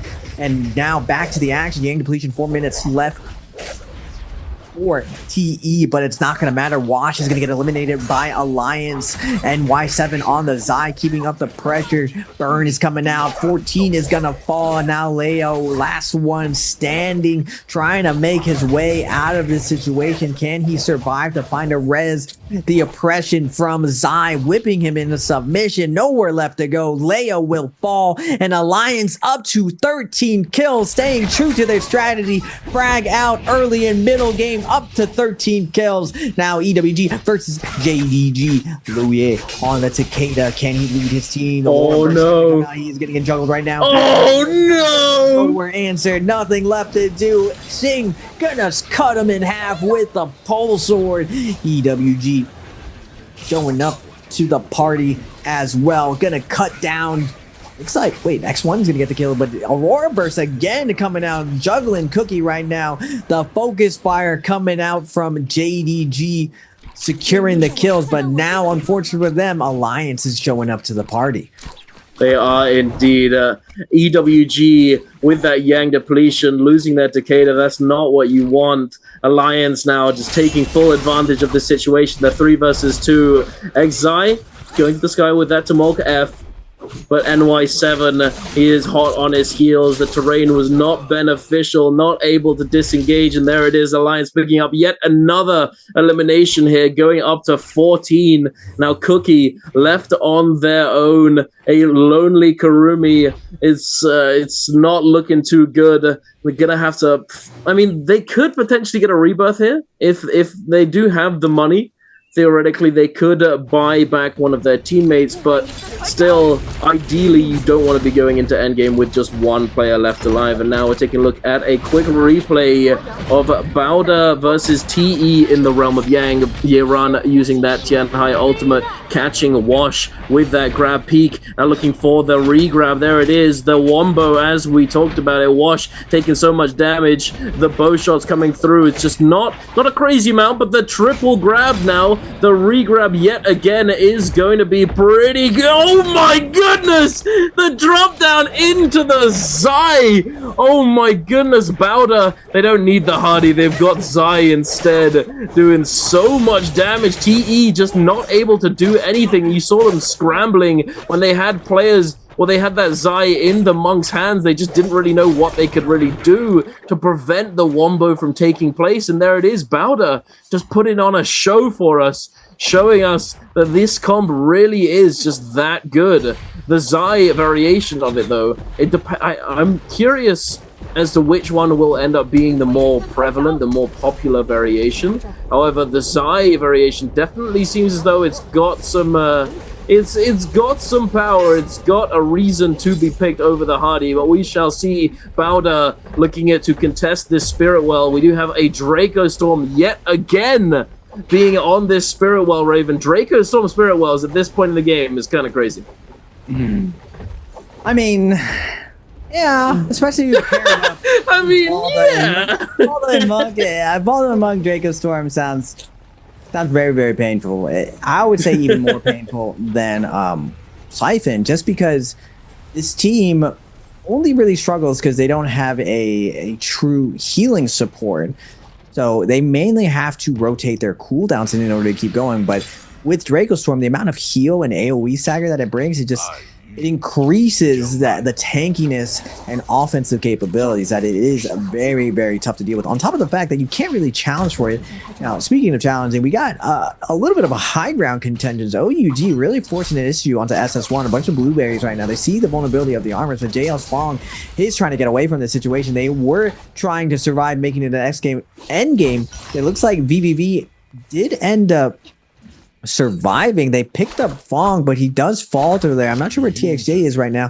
Shinyu, looks like we're hunting the duos and solos. This is the first sacked endgame we've had all day. Now, technically, today had a lot of Yang teams, a lot of scaling of teams where they come online later in the game. So we are seeing a little bit of second. I do love me some Naraka endgame trios. Looks like Goyi trying to move his way on the outside, on the outside, but Shinyu with the dive bomb gonna torch him and pick up that kill. All the duos and solos getting picked apart right now. It's just an absolute massacre. Can these solos and duos find their way to secure some placement points for their teams? But it's looking tough. Every nook and cranny is getting scouted out right now. Absolutely. It looks as though Bowder is going to be rocking up as well. Bowder's you diving through with that F2. OUG Jinyu as well up in the sky now. Looks as though, yeah, Bowder with that Draco Storm looking to try and take advantage of this buff duration. Trying to find a way into this engagement, but not really finding too much ground just yet. They've definitely been fended off quite well by these teams, just constantly looking, constantly scouting to see if they can find an entry. The Moonbane, the 80% Moonbane now going to be dropping down in a matter of seconds. Yeran trying to push forwards, push into these other teams with the pressure of this Draco Storm in play. They can certainly have they have the full agency to do so. They can do whatever they want at this point with just under a minute left on this buff. Now trying to force off this team from this spot here. Alliance, SS1, JDG.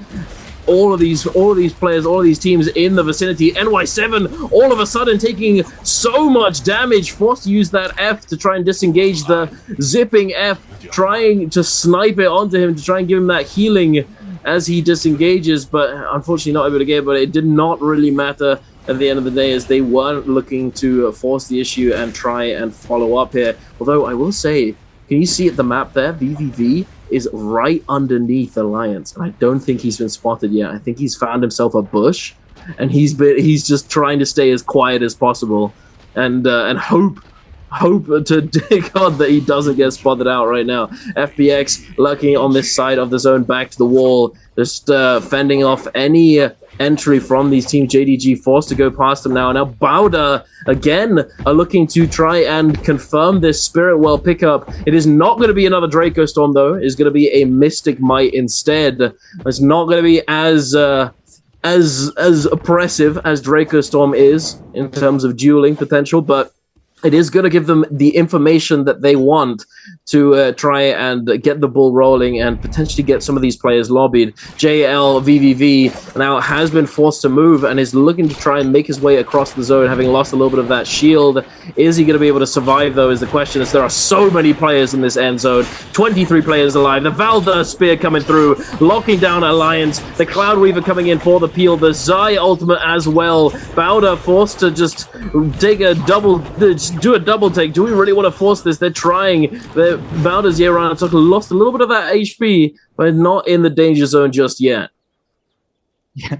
Nice job from VVV, kiting into the chaos. Just everyone getting engaged right there. Bowder, nice job to call the audible. Backing off. They don't want to just fully engage right now, but the lobby has been stirred. The pot just melting together. Bowder and FPX going at it for this side. JDG holding the ground with a Aurora Burst, but Junks looking in for a little bit of a flank play. We're seeing GVV still alive, using the trees to kite on the outside, and OUG on the low ground going to be picking up Wolves XEM, but Alliance with the Cloud Weaver on Yuma, on the Matari, holding their ground, letting OUG, their neighbors, know Alliance is here to stay. This is our spot, and we see SS1, LXM and VVV both finding a nice little spot. Neighbors looking down, but SS looking to the skies like, hey, wait a second, VVV, what you doing up here? Hits them with the Matari dash through. Get out of here. No squirrels left alive out here, being forced back out in the open. VVV looking for a new home, but on the side right now, we got the stacked Bowder. You on the Zai. Can he lead his team to some victories? Bowder having a slow start for the day, but it's game 3. Teams are heating up. We got 20 people left alive. A lot of kills left to be picked up here. Alliance, so that early and mid game strategy, 15 kills. Can they close this out? Can they play this end game perfectly? OUG up to 10 kills as well. X1, can they secure this? Well, all 3 of the teams, only one team will get that multiplier. First place, extremely coveted. 2 minutes left, Duncan. Everyone posturing, though you're seeing those Jades coming in big right now as these teams find these little left and nook and crannies, but the zone is going to be pushing him, and it starts. Duncan LYD is going to be ulting. Indeed he is, and Yeran is going to respond.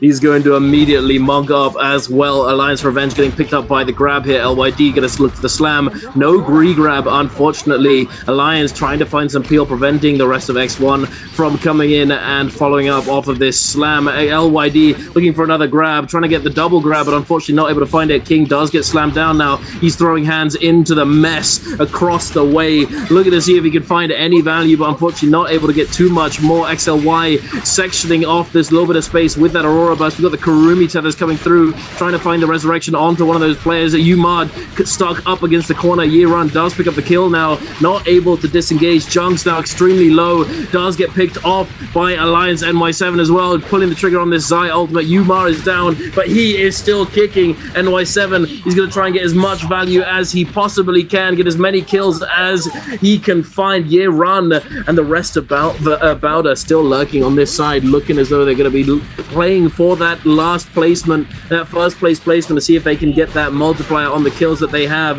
The King does bite off a bit more than he can chew, getting a little bit too aggressive, running straight into Bowder and getting absolutely demolished. But speaking of demolishment, Alliance getting destroyed. X1 LYD with that double grab into the slam, getting a couple kills under his belt. X1 want to be the ones finishing it off in this game, getting that first place. X1 LYD, get out of here, Euron. What are you doing? This is my turf, buddy. Euron forced into zone, 1 HP. The multi-defiance proc saving him with a sliver of health, just barely staying alive. LYD now coming out of that form, getting locked up in the middle. The Valder Spears coming through. ZDI finding the stagger onto multiple players. Yiran gets taken down. Bowder also taken down. Jinyu, 1 HP in a dream. Can he find it? He can indeed. OUG are going to come out with that first place finish. Do they get the MVP, Raven? Oh my goodness, they had some kills.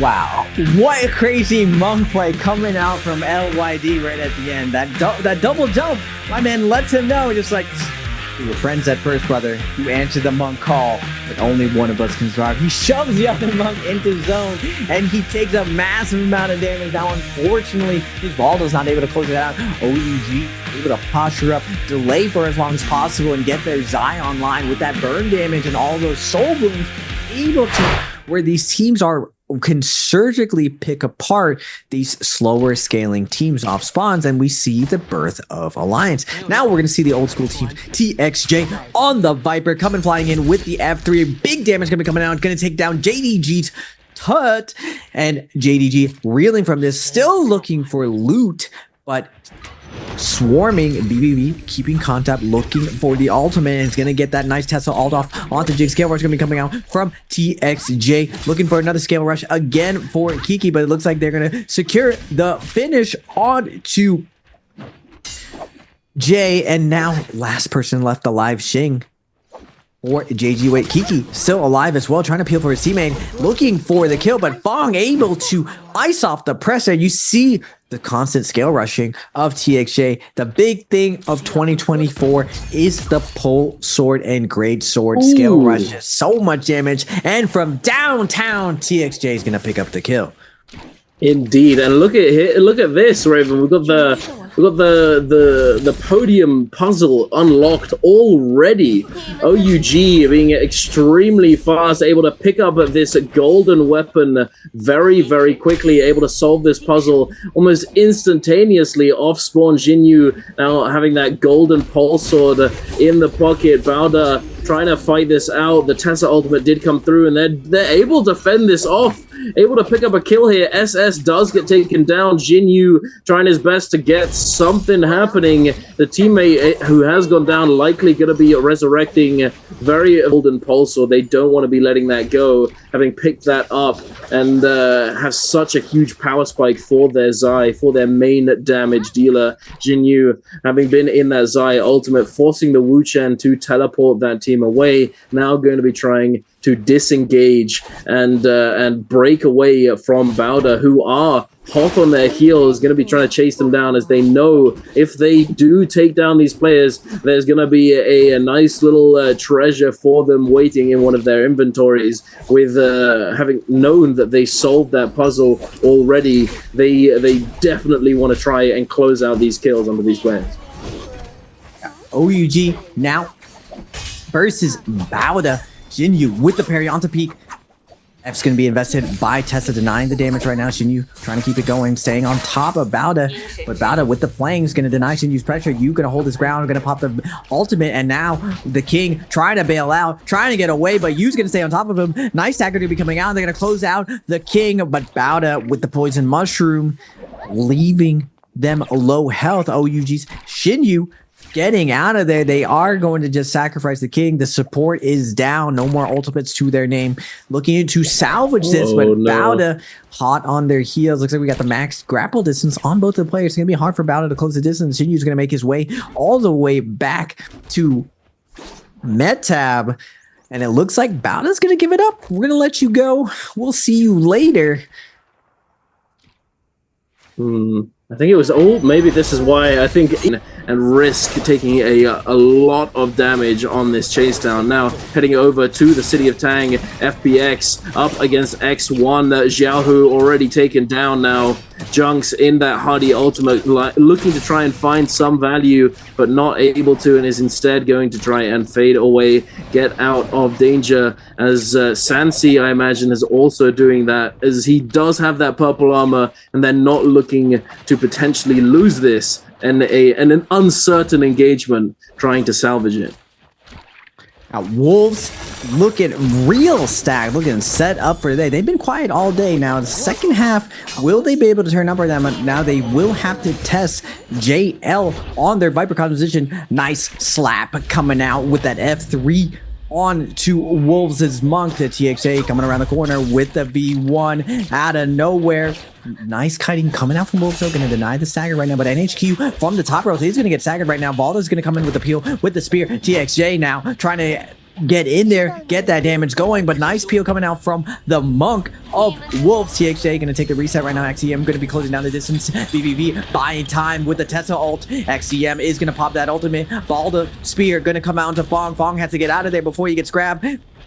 BBV still doing a great job of icing off all the pressure. TXJ is going to get grabbed by Wolves. ZK trying to keep up the pressure, getting juggled over and over. BBV is going to get hit, and now Wolves trying to keep up the pressure, but it looks like Bauda, with that Monk sticking out like a sore thumb, is going to show up for the third party. They are indeed, but it doesn't look as though they've looked to try and close the distance onto that Monk. Instead, they're focusing down at this Valda, who, oh my goodness, did just get that ultimate up and ready, but got taken down just before he was able to utilize it and get that big shield from the V2, unfortunately, and it is going to be taken down. Bauda leading the charge as kill leader. Bauda's you on 6 eliminations, ahead of every other team, and they're looking to not slow down in this game number 4. They are in that top 6 bracket already, so it's not too bad, but it's not, they don't want to slow down anytime soon. Bauda chasing down BBB, trying to make it to the safety of the center Plume Castle. Nice, that's also going to be coming out, and BBB is going to get caught out. You're around that, closing out the door, closing out the exit, and BBB will fall to use Viper after you're going to secure that kill. But TXJ making his way out of there with the staff on the other side of Plume Castle, cutting the distance, not going to the center with all of the bells. Looks like Fong is trying to make his way to the top of the castle, trying to get his kite on, but he's going to get caught out on the ground. Can he make it out of here? Nice stagger out coming in from you. Tries to cross up, but Peak is ready for the R&B with the spear. He's going to bonk Fong in the head. Where you going? And Bauda is going to pick up a nice 2-piece off spawn. They are indeed 8 eliminations, doing extremely well. WBG also, they picked up a few kills, sitting on 4 eliminations, not too bad, but not that explosive off the rip here, Raven. Nothing, no teams just 10 kills already. You know, we've seen it before. Nothing too crazy just yet. But the this Viper team definitely doing a lot of work. We're going to be heading into that realm of Yang. And it looks as though we've got the mirror matchup, with the only difference being that JDG have the zipping as opposed to the Karumi on the opposing side. Two-tick going to the sky, dropping down, getting caught immediately on the drop down. But a beautiful parry coming in, but immediately peeled off. Tutu does not take the brunt of that damage. Instead, it does get negated by this Zai F2. Ooh, the meter burn around the corner. Ling almost getting clipped by this, but just barely avoiding it. The Karumi circle now being popped, keeping them all topped up on the shield.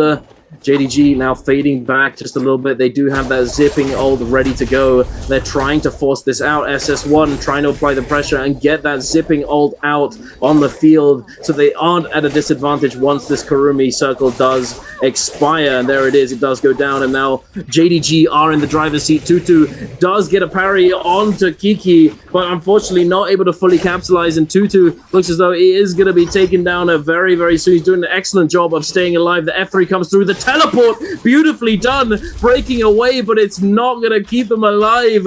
In the background, SS1 were in a scrap, and they do get taken down. JDG, with that initial advantage on the loot, do fully capitalize on their loot advantage and take them down, claiming this Realm of Yang. Ooh. JDG with the Vermilion's buff. Not gonna lie, I prefer the Draco Storm out of here, but they're gonna find TE with the Vermilion's buff, and we're just gonna a straight Ook Fest. TE's 14 are gonna be able to pick up a kill onto Kiki. Tut trying to respond with their fallen zipping.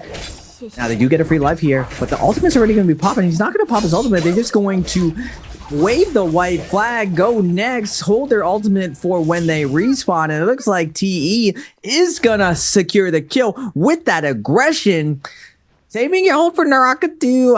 Zipping is going to get juggled right there, but she can't do anything. She has no combo break. It's up to her teammates to find that peel for her. It looks like JL, that secret spot. That was actually my first hiding spot for Hallara. This spot was one of the goats. It's just, you have so much mobility around that spot, even if you get found, but no one checks that spot. We see JL just icing out, waiting for this min game, waiting for the Bill Millions buff and the Yang depletion teams to settle down. They want to transition to that late game now. You're seeing the scoreboard. Even though JL started the day very strong, it's starting to even out, and it looks like X1 finds TE's Wash inside the cave. Wash getting sent for a ride. LYD with the purple dual Howley's doing the work right now, but he's gonna roll up and letting him know we're gonna be cleaning you up as well. LYD gonna get parried with his Seaman now, going for a ride himself with Wash on the Zyal, but ZDI gonna respond with the Balda off. Can they find a win here inside this cave, Duncan? It's looking tough. It's not an easy fight. Oh, the entirety of TE getting locked up by that Valda Spear, keeping them in place for a moment. X1 LYD, they're taken down extremely low, forced to use that Tianhai ultimate, and now able to turn back around. Where you going? Get back here. And trying his best to get some value, but in this tight cave is not the spot you want to be in as a Tianhai in ultimate. You just don't have those lines of sight for the grabs, unfortunately. Alliance coming in now with this third party, getting that kill onto LYD, finding that elimination extremely good for them, able to get one of their Yang depletions cleansed here. Now finding JL on top of it all. BVV getting absolutely cooked by this follow-up.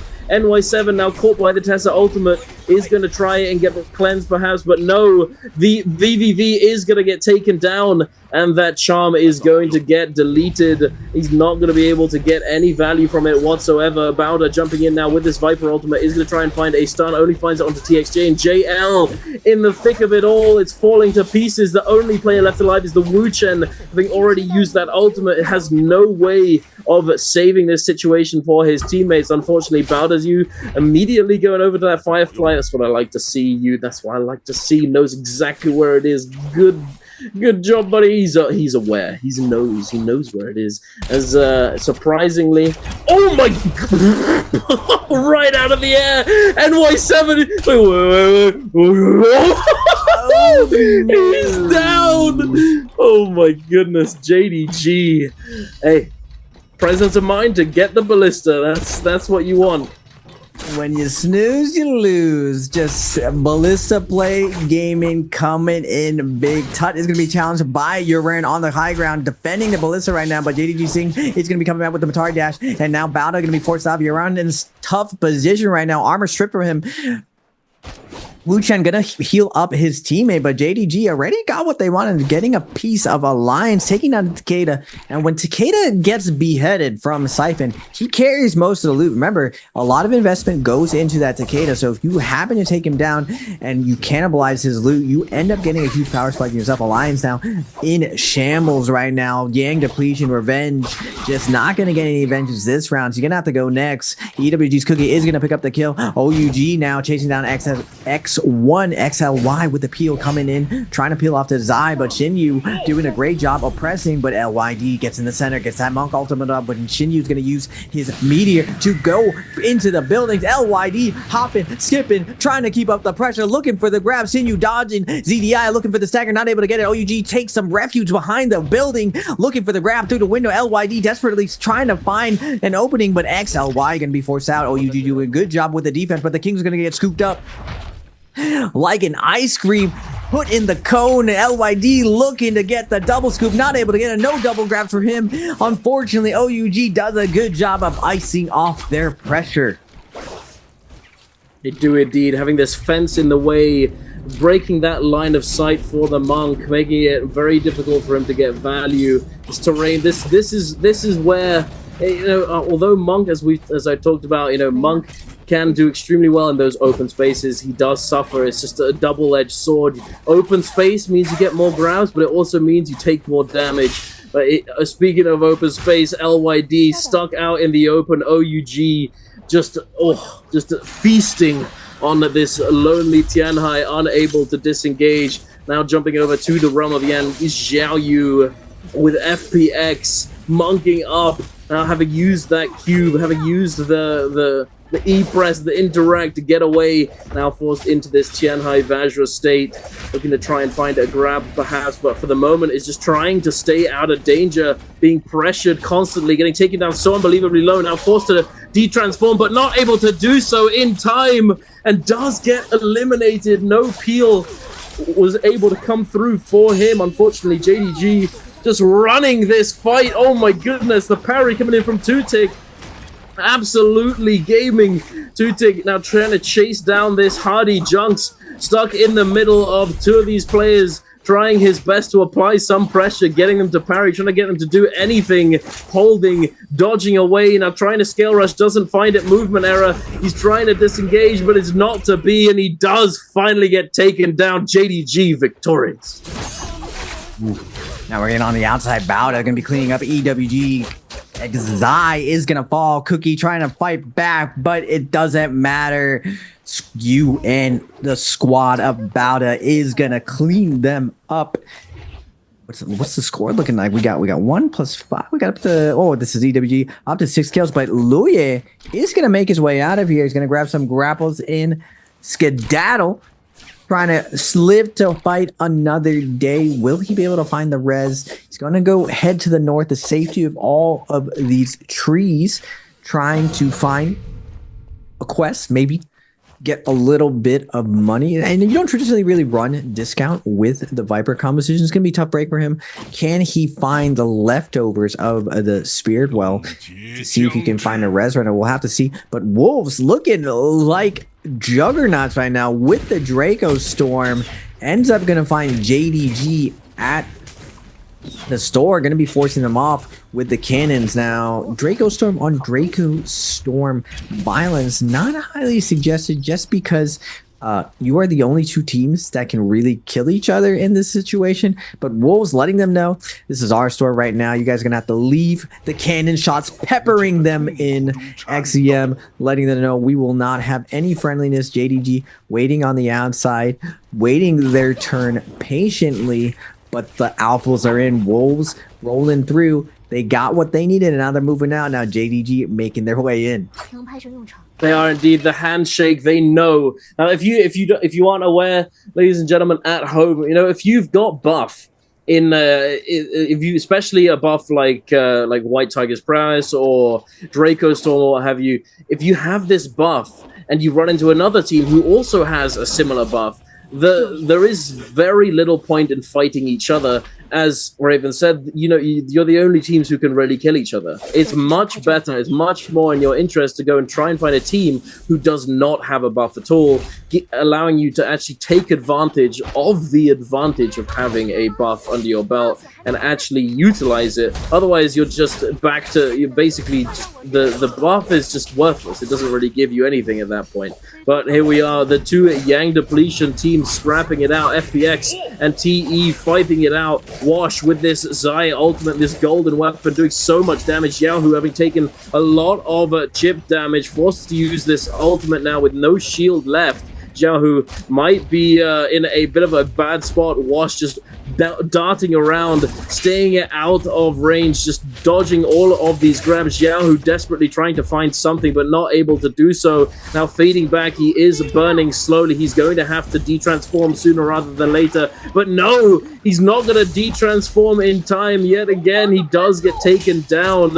He needs a de-transform, but he unfortunately not able to. But the huge spear coming in, the blistering, almost absolutely obliterating these players, but not in time. The parry comes through from Wash, denying that burst. And TE are looking very favored to take this fight.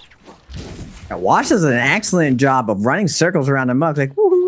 You would never catch me, just dancing around, just light attack coming out, using the extra mobility that the Zai ultimate gives you, and just the Matari and Zai combo just coming out with a 1-2 punch, knocking down the Monk of TE. Now we're going to go over to Bauda versus JDG. You with the Dragon Roar, letting it roar, letting it swing, looking for a connection right there, but just spacing out. Bauda doesn't need to force the issue right now. Yang Depletion is going to be running around, and second Yang Depletion is very fierce with the threat of Draco's Torn going around. Now Bauda, traditionally, the way I've always heard it from the CN coaches is there's kind of a handshake between all the Viper teams that you're really looking to assassinate the other team compositions, mainly because since both of you have Wu Chens, you don't really get any value for going after each other as long as the Wu Chen is locked in. Now if the Wu Chen is lacking and you catch a silence on him, then like by all means it's fair game. But for the most part, these teams posture, double check, and they look to assassinate these other teams when they take a fight. They never want to be the initiators. They always want to be the third parties.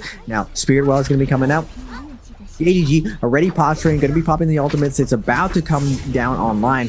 One of the tricks of using the Spirit Swell is because you get your ultimate refresh, you kind of get a double ult coming out of this. Now with that Zai ult, with that Matari ult, they're going to see JDG take kind of a freebie to probe and see and check the vibes of the other teams. If you're struggling, if you're on a Blueberry team, you will get picked off in these scenarios. Now, the nice thing about this is because the team who picks up Spirit Well has so much loot, you do have an opportunity to pick up a blue buff, but we're going to have Bauda's you and crew taking a fight onto EWG. It looks like they catch this team lacking. Yu's going to come flying in with the F3, looking for the stagger. Is, as I was going to say, catch the Wu Chen lacking. EWG's cookie is going to get consumed, dipped in milk, and eaten up by Bauda's you. Indeed. You know, as you said, if you catch that Wu Chen lacking, it's fair game, and there it is. He does get taken down, even after the teleport having been the focus of that team, and taken full advantage of here. Now, taking a look at Wolves and JDG sort of passing each other. Two-tick gives him a little vibe check. You know, oh, I'm ready to fight if you want, but you know, maybe you don't wanna. And he applies that fire damage to that Valda. Instead is going to be running past and looking to find a less scaled up team to try and commit onto. Now, it looks as though they're not really finding too much ground just yet. They've spotted out EWG's Loyer here, hiding in this bush with this Mystic Might buff. They are very happy to take this engagement. The Tessa ultimate is going to be coming through. The overhold from that Wild Wind Spout is going to be taking him down. Loyer trying to tap dodge roll away, but it's not enough. He's not able to break away, and he does get taken down extremely quickly. I believe he was the last member alive on his team, was he not? I think I'm not sure if he was, but regardless, JDG seemed to be running this lobby, a very, very scaled up, double gold armor, doing a very good job of scaling up and preparing themselves for this endgame.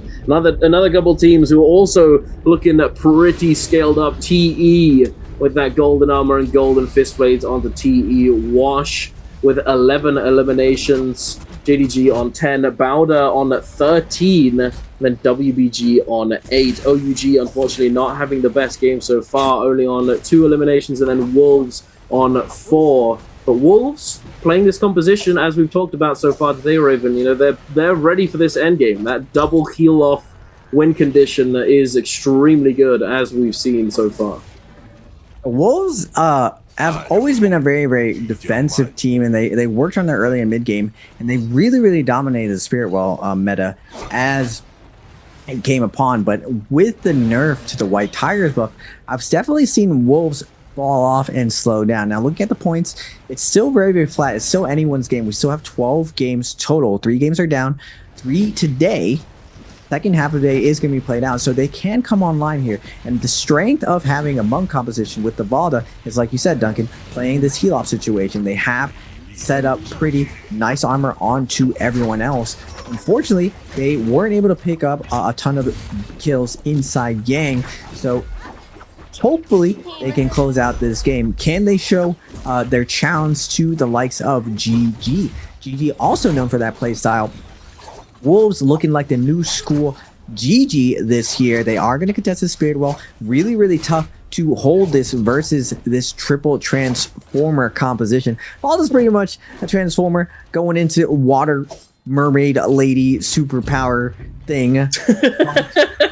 With the monk transformation, Birdman flying to the skies, but Valda is extremely oppressive. She's just like an absolute unit when she pops that ultimate, and with all 3 of these characters getting a double ultimate. Actually, Monk doesn't get the double ultimate because of his detransformation, but Valda and Hadi can pop their ultimate and grab their ult coming out of this.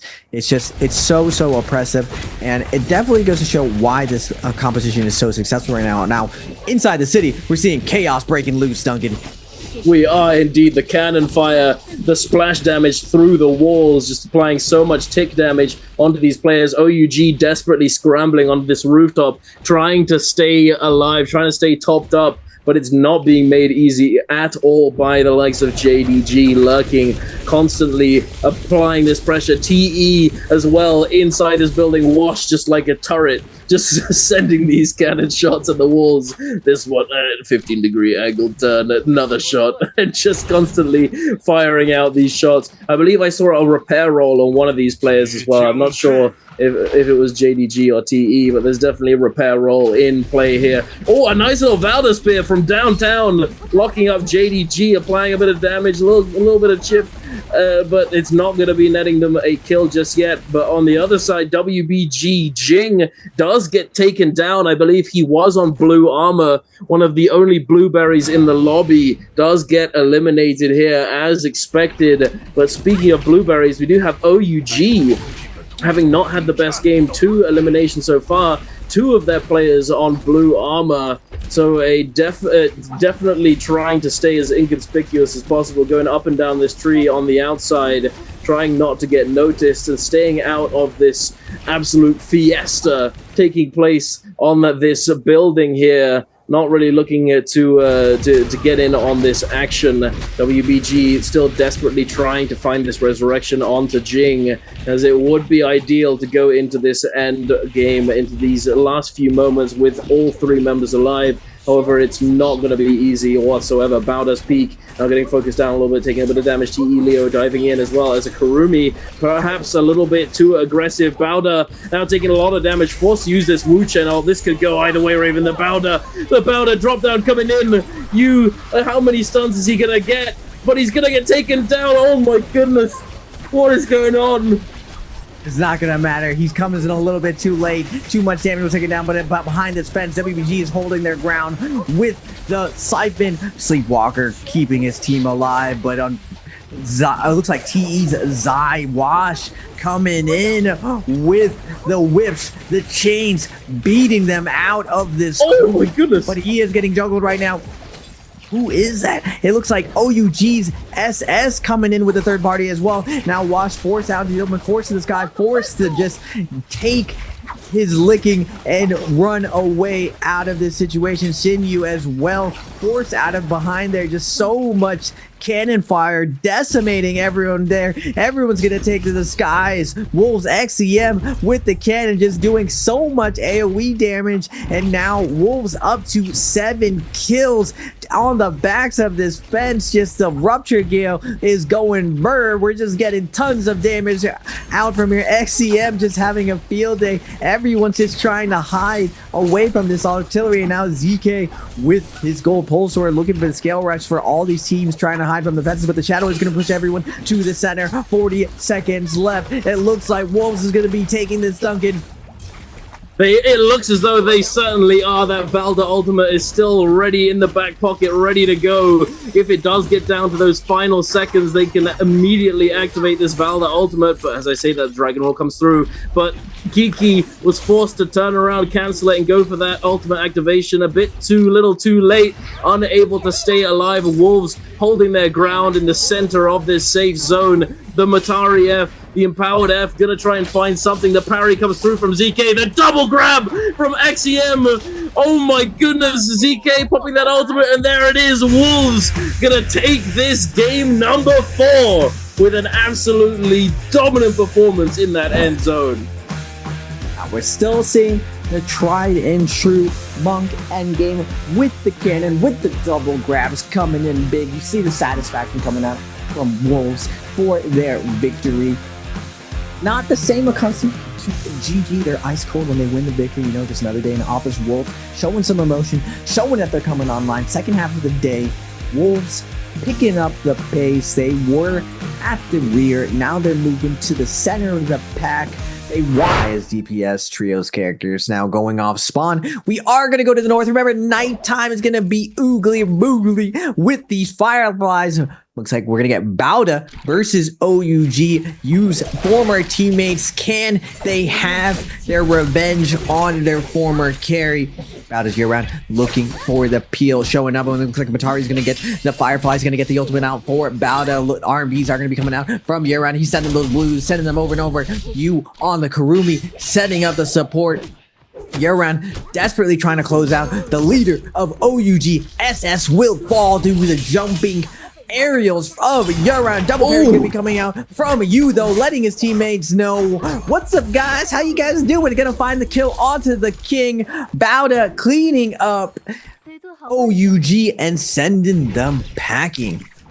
Indeed, they do. They are going to have to go and scale up elsewhere, but dying this early is not too bad. A lot of places have not been looted just yet, but we're heading on over to just this northwest of Celestra. WBG up against JDG. JDG having gotten themselves some cash and invested in a Moonbane this early, able to utilize it, but unfortunately for them, not really able to fully capitalize on it, and used more as a defensive option in this situation, I believe, as they didn't look to try and lock down the players disengaging, and now are going to be going into Celestra to try and loot up and see what they can scrounge up, find themselves something to work with. SS1 lurking on the outside, perhaps trying to find an assassination opportunity. They do have that Tessa ult charge ready to go for at least one of those uses. Wolves, TE, out in the boonies, just out in the middle of nowhere in these trees, these bamboo trees. TE looking pretty scaled up already, though. Wolves, not so much. ZK, no armor at all. NHQ and XEM on white armors. Do they really want to be going in for this? I think they might be in for a bit of a surprise once they actually get in there and commit to this. XEM tries to go for this silence, but not able to find it. Falls off the rooftop. TE, now recognizing this Wuchen has no armor, is going to try and fully engage, but the Tessa ultimate does come through now. 14 taking so much damage, forced to use this Wuchen teleport to disengage, and they are out of there. Unfortunately for Wolves, though, they now have used most of what they had in the back pocket. NHQ looking to try and find a way in. Does get silenced now, though, but the F3 coming in and absolutely abolishing their health bars. As you said, the Nuke Raven, it's doing work here. Yeah, just the F3 just provides so much pressure for them. Wolves, both teams scrapping it off. They just don't have much health left. Who's going to come out on this up? 14 with the parry, going to turn it over. ZK is going to be crowd controls, put to the ground. TE's Leo are going to be able to find a kill as well. 14 looking for another parry, not going to be able to get it. But NHQ is going to fall as well. TE going to be cleaning up Wolves. 14 going crazy with the parries, damaging everyone. When you do the damage, Duncan, you are going to get kills, and TE showing what happens when you get damaged. Now Bauda over here at the Classics Bauda, we like to call J-Team. J-Team making this position super, super popular at the first Worlds. EWG down to their last leg, gonna be chased down by the likes of Bauda. That's gonna be coming out, but Zai's gonna hold their ground. Uran has to be careful right now. He's gonna get cooked on his way out. You not able to secure the kill. Is gonna get pressured himself. Now EWG turning the pressure around. Louis is gonna be closing this out. Nice job from EWG to keep their head in the game and take down Bauda. It might not be over just yet, but it's optimistic to think that he could really do anything in this position. Here, Run does finally go down there. EWG turning it around there. It looked Bauda favored for a minute, but not to be. Bauda does fall to the hands of EWG. They do have a res still, so it's not over for them just yet. But it might be. It could have been over for NY7 there for a second, but no, the Wu Chen teleport does come in clutch in the last moment, keeping them all alive. But now that they don't have this resource available, this team are going to be trying to close the distance. OUG trying to chase them down. That Tianhai in play does have this Monk ult available, ready to go at a moment's notice. OUG trying to space it out, trying to feel out this fight to see where and when they want to engage, who they want to look to engage upon. They know that this Wu Chen ult is down, but they don't know exactly what those ult charges are looking at on the other players. The Tessa ultimate does come through. OUG SS now trying to disengage, gets on top of this roof. Tessa ulted, is going to get fully stunned up by this Viper ultimate. Does take a lot of damage, does get taken down in the end. The peel coming through from Xin Yu, unfortunately, is not enough. The Valda Spear does not buy him enough time to keep him alive. Unfortunately, Revenge, though, getting focused down, is going to lose a lot of that health. I believe that this is a third-party situation coming through. WBG with the timing attack, finding that opportune moment to snipe away an elimination. It's like WBG looking at the scoreboard. What are we at? Well, how we doing right now, WBG? Up to 2 kills right now. OUG going to be able to pick up their teammates. Everyone's going to be fading out, but I spoke too soon. Elias going to be showing up to the party. Going to deny the kill of SS, but nice job from OUG to ice off the pressure. Yuma risked it all getting in there. Unfortunately, OUG, nice job on them to get their teammate up and find the grab onto Yuma. Alliance Yuma trying to find another kill onto SS. I spoke too soon. SS down to his last little bit. Force the Hottie ult out. Shinyu trying to secure the kill. Yuma doing a good job of getting in on the action, but unfortunately 1v3 is too much for him to deal with. Alliance Yuma will fall to the likes of OUG. I thought his teammates were maybe coming in for the third party or something, but it was just him. He was causing a lot of chaos there. He forced out all their ultimates. So the man, one man coming in. There's the dream. Yes, indeed. The main character. He's just gaming. He's all he needs is himself. But it was. His teammates are alive on the menu. I was surprised. I was like, wait a second, it's really early. We're just going for the 1v3. I thought maybe the salty res was coming in, but he was just seeing if he could get away with that sneaky little kill. Unfortunately, he's not going to get it, though. Indeed. But we do have a bit of an engagement taking place here. SS1 up against, who is this exactly? Wait, FPX, I couldn't tell for a second there. FPX, the parry comes through, beautifully done. Zen1, the explosive armor is going to save him, though, from the full follow-up. But it doesn't matter! The second parry's going to come through. You sure you want to do that? You just got parried. Junks is going to bite it. He does get taken down now. Jiaohu teleports them out, but he can't teleport them very far. And now Jiaohu and the rest of his teammates with no rebirths to their name are going to be sent back to the lobby. That's a bit crazy. Gets parried, immediately sends another blue in a telegraph moment. That's a little bit too... That's some suboptimal Ooga Booga right there, I would say. We gotta double check. We gotta keep the Oog. It's just Ooga Booga Duncan. We got WBG versus EWG inside of Rumble Yang. Sleepwalker on the Takeda. remember ever seeing him really on Takeda. A lot of the times monks end up going to Kurumi, but we'll have to see how Sleepwalker does. F1 double jump gonna come up with the slam and jammer, gonna get that first grab going through. Sleepwalker looking to get an extra stagger crew. Looks like they're gonna be leading with the support ult first. WBG stabilizing right now, getting their armor up, exchanging with the Matari ult. Loya and EWG not only get any value. Oh my goodness. He is going to get Dragon Slayer out. Zyolt's going to be coming out looking for the peel. Matari trying to make his way across. Sleepwalker not going to get the stagger off. Instead, turning his eyes to the Zai. Wait a second, I spoke too soon. He is going to go connect to the zipping, but nice job from Zai to create the space. EWG able to kite out a lot of this pressure. Temi ults are going to be already invested. Now WBG in a tough position. Zai ult's going to be outlasting the Takeda ultimate. No more shoves to his name. Sleepwalker is going to pop that F1 though. Axio looking for the Dragon Slayer, but it's not going to matter. EWG's Cookie doing a good job of staggering everyone on the team, denying all the counters. Loya with the Matari parry is going to be coming out. Sleepwalker trying to fade away, but the pressure's too much from EWG. The snowball is too much. We're creating a giant boulder. We're rolling over WBG and they're gonna fall. EWG with a delay ultimate on Zai ends up outlasting WBG.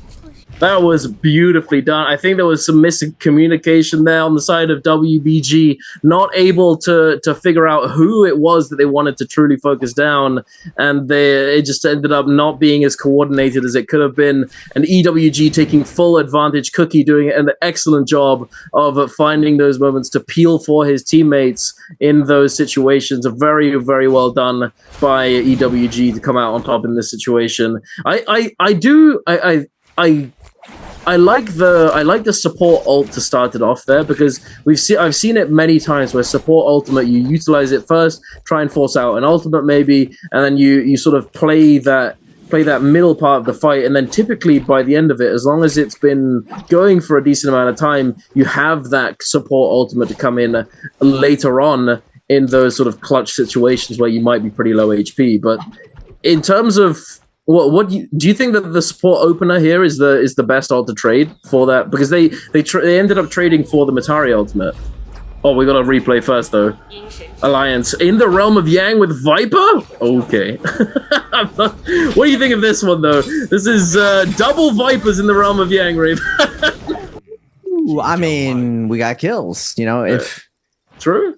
Triad always tells me when he sees a bad strategy, he's like, look, you know it's a bad strategy when the two bad strategies are the only things that can get kills. So one of those situations that, I don't know, I feel like the gimmick of going in as Viper, still very viable. I feel like a lot of teams aren't as practiced in that Yang matchup. And like you were saying, well, for leading with a support ult, I always feel like telegraphing strategy is generally a bad idea. You always want to just be one step ahead of your opponent. Speaking of being one step ahead of your opponent, the Tesla ults can be coming out one step ahead of Wolves. JL is going to secure that first kill onto the likes of them, taking advantage of the chaos. Has that Vermilion buffs. They're going all in right now. Alliance just looking tough out here. They risk it all going to the realm of Yang with that white armor, staying true to their name. They want the kills off spawn. They're going to do it no matter what the cost, even if it means it being Metal Lava. They are going to be, the meteors coming out. JL's Fong with the Monk is going to be coming out. EWG trying to fend off the pressure. Now switching to the other side. Fong looking for the double grab,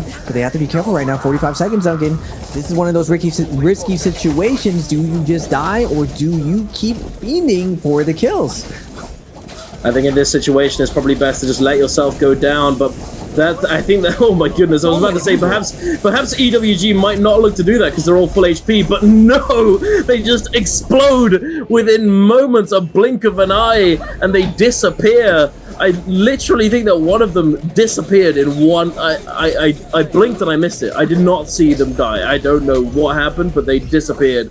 Wolves trying to take full advantage of the situation, looking for these third parties, picking up some kills if they can.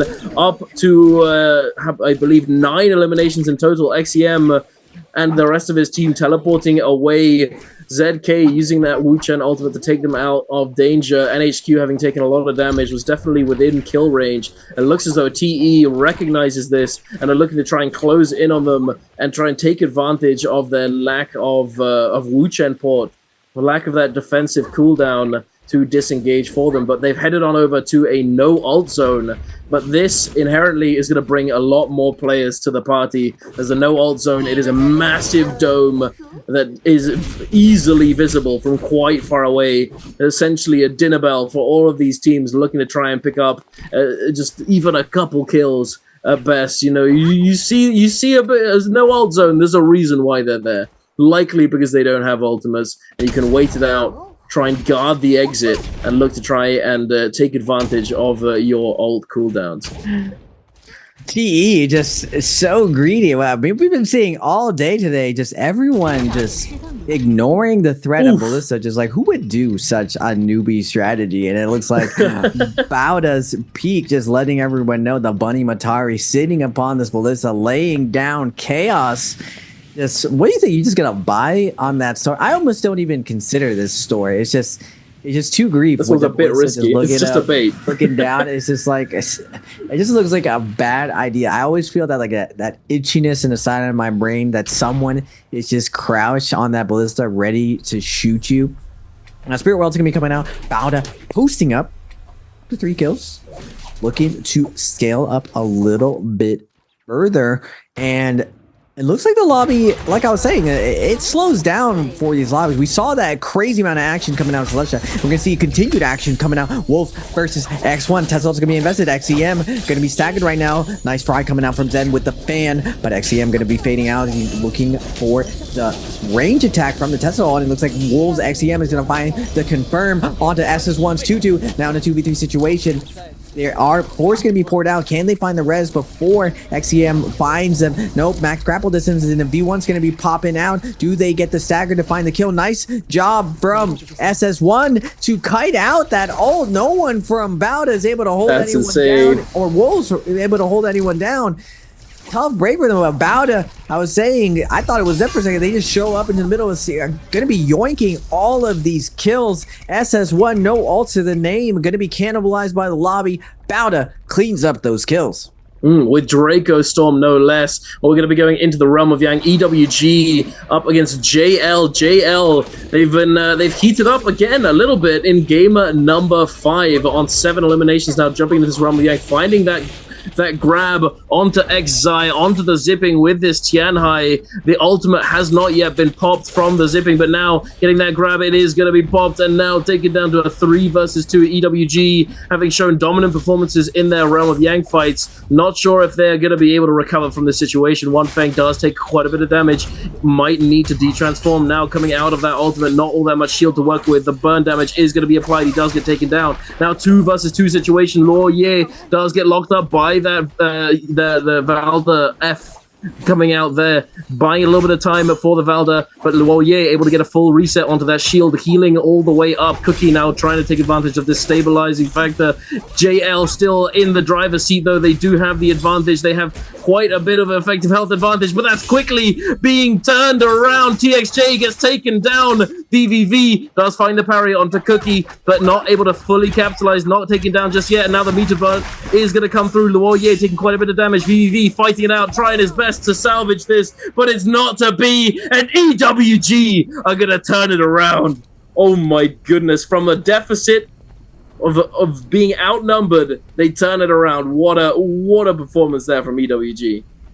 EWG's been slugging it out every single time we're in a fight. It seems like it's just EWG over and over and over. They're staying active, they're keeping their head and their chins down, keeping the slugfest going. TE's Leo is going to get juggled out from Bauda with the Draco Storm. Nothing he can do, nowhere to go. Just the stagger from the Draco Storm is so oppressive. 40 seconds left on the buff, though. Can they find a lot of more solos and duos now? Moving over, we're going to see X1 and OUG. OUG with Yang depletion, blue armor on them. This is not an ideal fight, but a fight they must overcome. If you're going to do it, it's definitely a really, really good position with this composition. Double grab. It's a great way. Nice big parry going to come out for the king, keeping the Sakura out, keeping the dream alive. He is going to pop ultimate Ultimates are going to be matched. LYD second to go, though. Tom's going to come in. Big CC coming out from the King, looking for the grab instead. Gets the first one. He's going to look for the slam, but the peel from LYD, good job. But the King's going to get the slam off, get a little bit of heal off. But the damage coming out from X and Y. Oh, no. Go for the jump. And LYD's like, where you going, son? You're not jumping into me. Hits him with the smackety smack. X1 with the Draco Storm. The gold armor, just too much for OUG to deal with. And Shinyu will not give this free kill for free. We're going into zone. We're helicoptering out of here. You're not taking me alive. The zone is taking my life.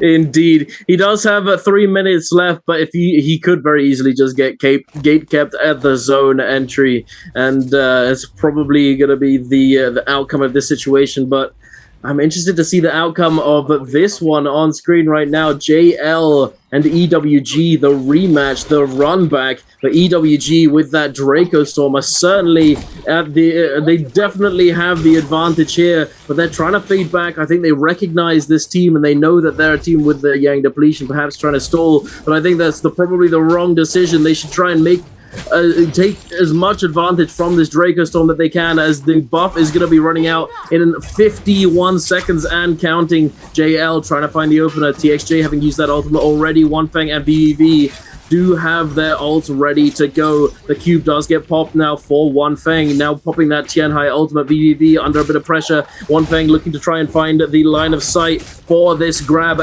Xi in the building does manage to make it out, but is he going to be able to break line of sight? He does yet again break the line of sight from this Vajra. One Feng eating a bunch of damage from this crossbow. Might need to detransform very, very soon. He's getting a bit greedy for it. He's looking for these grabs, and there it is. He does find it, gets the heal, but he's not going to be able to detransform in time before he gets taken down. The fire damage on top of it all, but now the meter burn coming out from BBV does find that opening, but Cookie, having held this Zai ultimate until the last moments, now has it available in this situation. BBV goes down, and now it's just a lonely TXJ left on his own. Gonna try and disengage, but I'm not sure if he's gonna make it all that far with this Hardy ultimate. Cookie, a bit of a movement error, not able to stay on his heels. But I think it's just a matter of time at this point with this Yang depletion still in play. It's gonna be a tall order for him to actually come back into this game. You know, I think wait. Oh, we got the rebirth charm. Okay, it's not over just yet. It might be if he stays here though. I'm not sure. Always winnable, Duncan. TXJ with a gold fan and a dream to res his teammates alive. Gonna use a cube to break line of sight here. Break some ankles. See ya. Goodbye. See you later. We're going to be resing our teammate right now. 14 people left alive. He will be able to ladder up, possibly get a little bit more placement points. And like I was saying before, Duncan, placement points are overlooked. That's a little bit of sprinkles for your score at the end. Getting that 1 or 2 ends up becoming big. I've seen it over and over again. Literally, teams not qualify because of half a point. Now we're going to get Wolves XEM with the B1 tapped out. Oh my goodness. Huge. From downtown, just coming in with the Suns. EDI is going to fall. 80% Moonbane is going to hit XEM, but LYD going to be able to pop the ultimate. And they are going to skedaddle. Wolves using the buildings. Nice line of sight. Nice cover. LYD, very sad as a monk when everyone just runs away from you. You just want to be friends, you know. You just want to show everyone a good time. Just pick them up, take them for a ride, you know. But LYD, unfortunately, not going to be able to find that kill. He will be able to survive to fight another day, but unfortunately for him, not with nowhere to go. EWG is going to spawn him out. Cookie coming in hot with the meteor, trying to find the hit. LYD in a tough situation, 1v3 situation. The fan R&B is going to secure the hit. Tessa ult's going to be coming out, third partying this situation with a Draco Storm up. Wolves showing up big. EWG thought they were going to have a snack, now turning into a snack themselves, Duncan. They are indeed. They might be munched up by Wolves here, hungry, ready to third party with this Draco Storm that they have. EWG, all of these players are lurking at this edge of the zone. Wolves keeping track of them. ready to engage, ready to pounce at a moment's notice. They smell blood in the water, but EWG has certainly recovered. Luoye having used that Matari ultimate, they are vulnerable to this attack. Bowder are in the back. Wolves are taking the aggressive option, looking to try and jump in first. But we're going to head on over to SS1 and X1, scrapping it out over here. The two teams who seem less scaled up than the rest of the lobby, fighting it out against each other. The one fighter they could potentially take in this situation, Tutu and co, do find a kill onto XLY. I believe that was the last remaining member of X1 as well. Unfortunate for them, as they did manage to accrue 10 eliminations so far in the game, not able to get to those last moments, get their extra placement points, and maybe secure the first place for the multipliers. Not to be, they do go down. But 10 kills, that is still a very solid game. Very solid indeed. And the thing is, even though today we're only going to be playing 6 games or watching 6 games, there is another 6 games left to go on the weekend on Sunday. So after today, it's not all over. If you're sitting in the bottom 6, it's not over just yet. You still have another chance. But the players, the teams in the top 6 are certainly trying to create as big of a gap as they possibly can. Yeah, 11 people left alive, and everyone's slugging it out. Game 5, looking like a game 6. Everyone just looking for every kill possible. Oh, no. Caution is being thrown to the wind. We're just fighting inside the Moonbane. It doesn't matter, Cookie just getting eaten alive by this Moonbane. Double hit's going to be coming out. The third hit just barely dodging. Cookie going to be able to find the reset here, but the rest of his team is going to be decimated, trying to find refuge inside the Moonbane. Port's going to come out for SS1. Oh my god! But waiting on the other side, Peak with the R&B and the dash through. Tutu just like, wait a second, what happened here? Where's my team? V2's going to be coming out, but the Matari ult's going to be coming out. You coming in hot with the pulse sword, chunking Tutu down, and Bowda is going to pick up that Wu Chen port. They are indeed ready and waiting. Out of nowhere, they get taken down, teleporting into the clutches of this team. That is not what you want. An unfortunate situation, to say the least. Another unfortunate situation. Bowda's you eating the brunt of that ballista hit. Even though they pop that Karumi ultimate, is not going to save them. Unfortunately, does get taken down. Wolves are running at this fight. Yeran is the next to go down, and Wolves are certainly going to be the ones securing this spirit well here. 7 players alive, Raven. What is going on? This game has been an absolute bloodbath. I guess that's what happens when you have Majority Viper. That's crazy. You said you wanted Majority Viper, and when you get Majority Viper, you just get a full-on Oog Fest. No one can survive right now. Tesla ult's been coming out. Cookie gonna get Tesla ulted. XEM has been leading the charge for his team. Cookie is gonna get dipped in the milk, consumed by wolves, setting up with, what is this, 8 plus 8, 16? 16 kills right now. Can they close this out? Making it a 19 kills. EWG's Zai looking to try to get away. Nowhere left to go. Half charge R&B going to be coming out. XEM going to secure that kill. We got Peak trying to 1v3 this situation. Viper's going to come out. XEM staring him down, letting him know you're going to have to use that Matari, big dog, but you are going to get barbecued. And Wolves is going to take down another game. Back-to-back MVPs. Wolves coming online, showing up big, punching in their ticket for this day 1 of Trios. I don't think I can. I can't remember the last time there was an end game like that. I'm not gonna lie.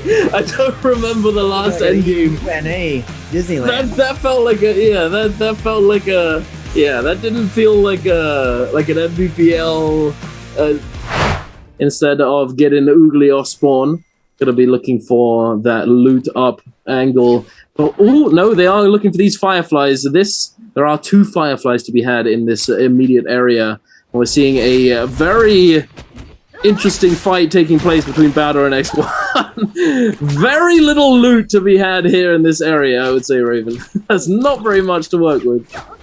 Peak making it work with having very little, going in with the slaps now. Just slap off spot. This is actually very optimal. ZDI gonna send the katana, getting tons of value off that follow-up, but it's not gonna matter. Yu's gonna close it out using his meteor now to the north. EWG versus JDG. Things are gonna be falling 2v3 situation, but everyone doesn't have much right now. Can you make it happen? Off spawn is when the 2v3s end up happening, but it's not gonna matter. Zai gonna come down with the Viper and the Pulse Sword, chopping down JDG. 1v3 situation. Keeping it nice and easy, keeping it nice and safe. Scalework's gonna be coming out. Parry can't be coming out, and JDG is gonna get closed out to the north. Now going to the center. OUG versus FPX. Samuel's going to be invested. Junks in the center, in the thick of it. Wu-Chen walls coming down with the heals. Junks getting chipped down and surrounded. FPX gonna get sliced and diced by OUG.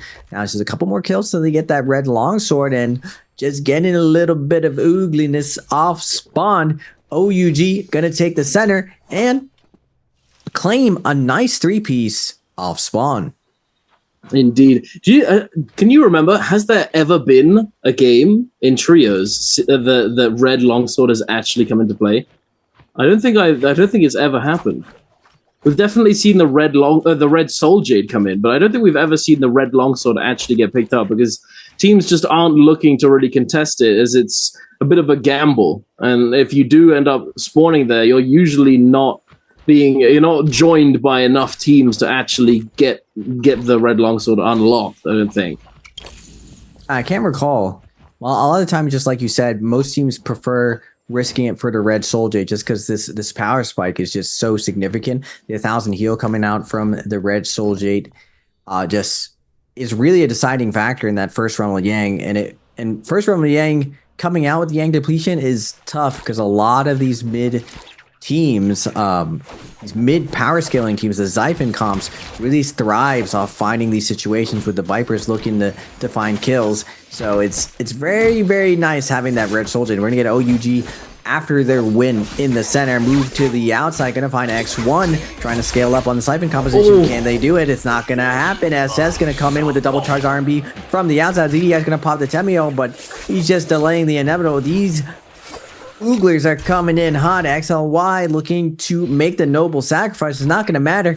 OUG's SS, the leader, the strat caller, is going to jump across. He is going to get slapped away from finishing this kill. Maybe he bite off too much of his chew. I spoke too soon. 1.5 parry is going to come out. ZDI is going to use his gold F to get out of that situation. He is going to get the stagger. A little bit of mistake from ZDI, but OUG wake up F sends ZDI flying. Get off me, Tammy. You cannot find this kill right now. That damage from the F3 is devastating, Duncan. It certainly is. I would hope as well that Tumulk didn't have grapples, because that was a pretty suboptimal combo there to go for off of that Tumulk Wisp. But I'm assuming that he didn't have the grapples to actually do the grapple extension there.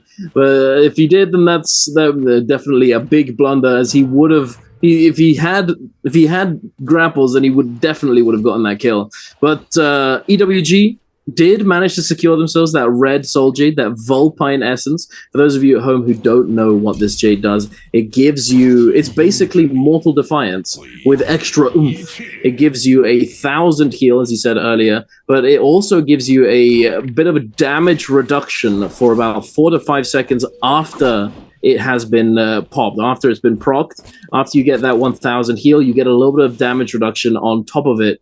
Just a little bit of icing on the cake, just to keep you alive.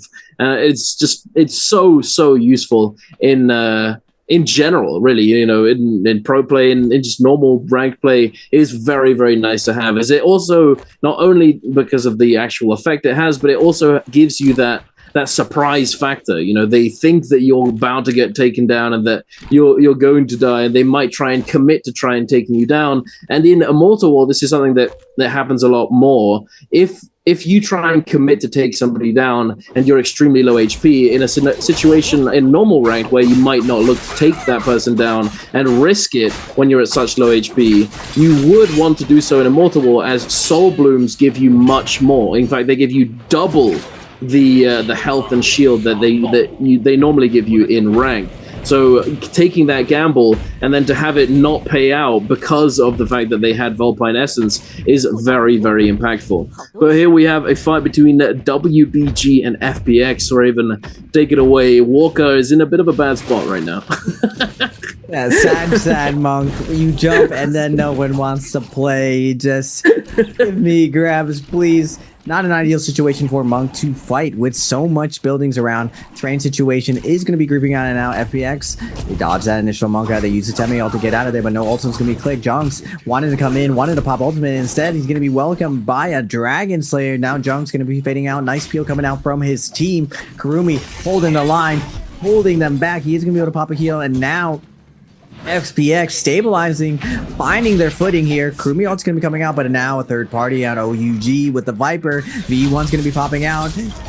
And the Moonbane, oh my goodness, so much damage to be coming down. FPX doing their best to fight back. They have the Kurumi circled down. Last ditch effort from their Kurumi, but FPX is going to get collapsed on OUG. Gonna clean it up with a nice Moonbane third party.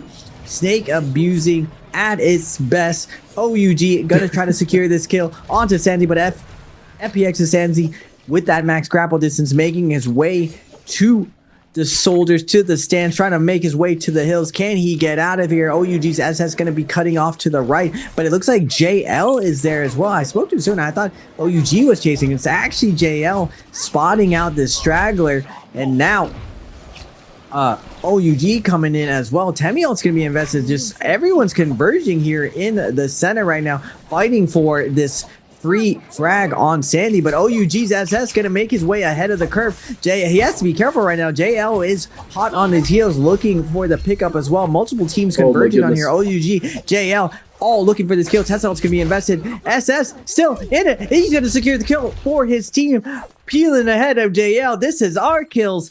Alphaing the loot, alphaing the kill. OUG gonna put that one on the board, and they're up to 9 kills, Duncan. They are indeed 9 eliminations. This early on is a substantial number to have at this point. Insanely huge game for OUG. They are not slowing down whatsoever. 9 kills has put them at the top of the leaderboard, overtaking JL. Finally, JL has been dethroned here, for at least for the moment. JL hasn't managed to pick up any elimination so far this game.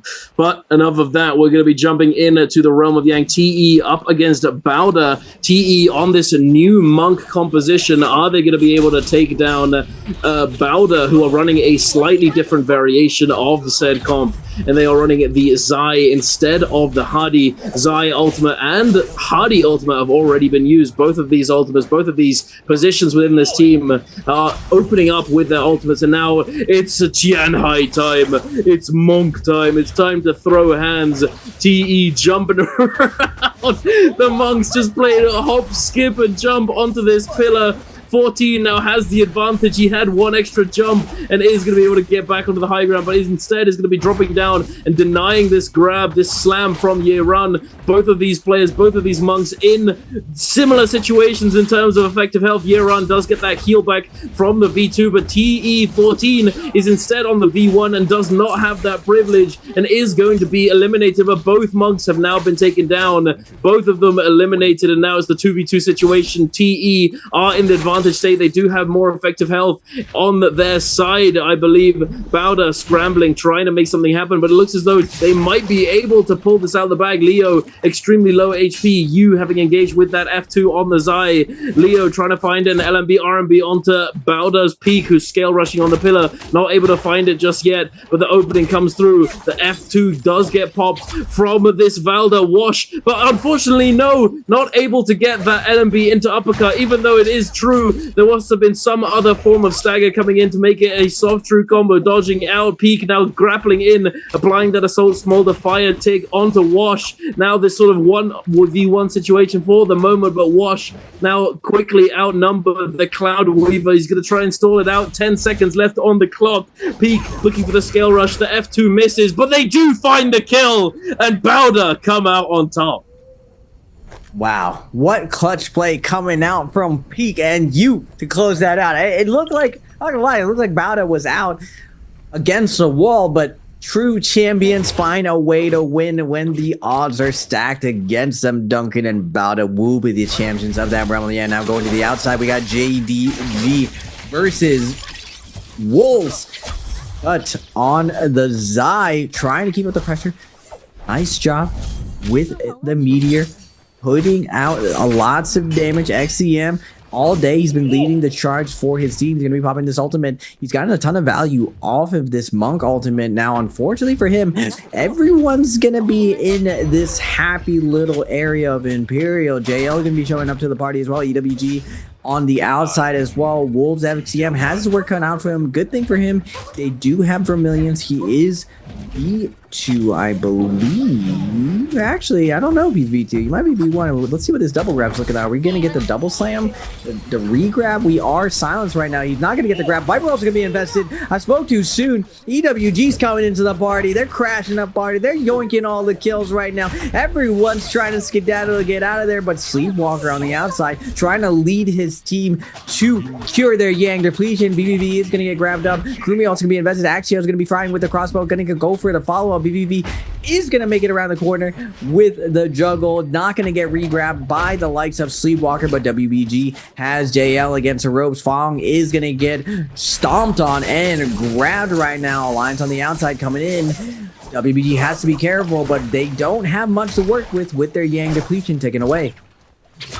They do not indeed. It's not looking too good, but Alliance have just been they've been given the runaround. They've not actually managed to make use of these cooldowns. The Xayah ultimate was invested, not able to find all that much value, and now TE coming into the mix, having lost their realm of Yang, looking to try and cleanse these Yang depletions. They do find one. They find JL just in dire straits, and now JL has in fact been fully eliminated from the lobby. What happened? What happened? They had such a strong start to the day, and now ending the day with a 0-kill game, eliminated just after first Yang. This is not what you want. Something has gone awry. I'm not sure what it was, but they're certainly going to have to figure it out for future.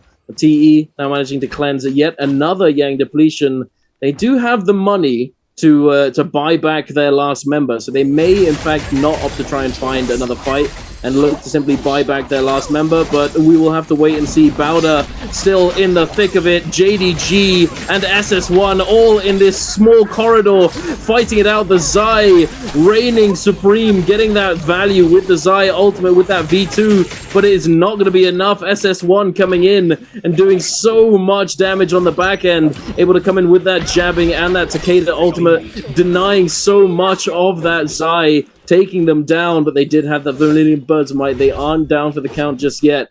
Zen 1 looking to try and get some more value, but not able to do so. Getting pushed away and having this pressure iced off by that Matari ultimate investment from Alliance. Alliance now scattering, going in all sorts of different directions to try and deny this this team from finding that opening that they so desire.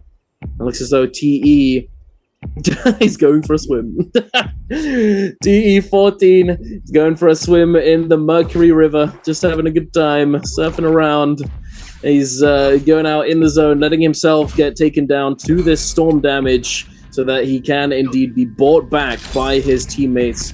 Just as I assume, maybe it's simply the safer option in this situation. You know, that you don't have ultimates available. There's no point in looking to dive back in if you have the money to just buy the rebirth. I think that at least I think we talked about this as well. If you have two players with the Yang depletion, it's probably worth it to go and look for the fight. But if it's only one, then you can you definitely look for the revive charm. Yeah, especially going into zone, using the Mercury to chip away at your health a little bit faster allows you to loot up, get your teammate back in the game. Nice play by them to play for that res. You know, you can't get kills if your team is dead, is my motto. So when you're dead, you can find kills. When you're dead, there's no more kills to be had. So playing for res is still a very good thing to do. Yeah, absolutely.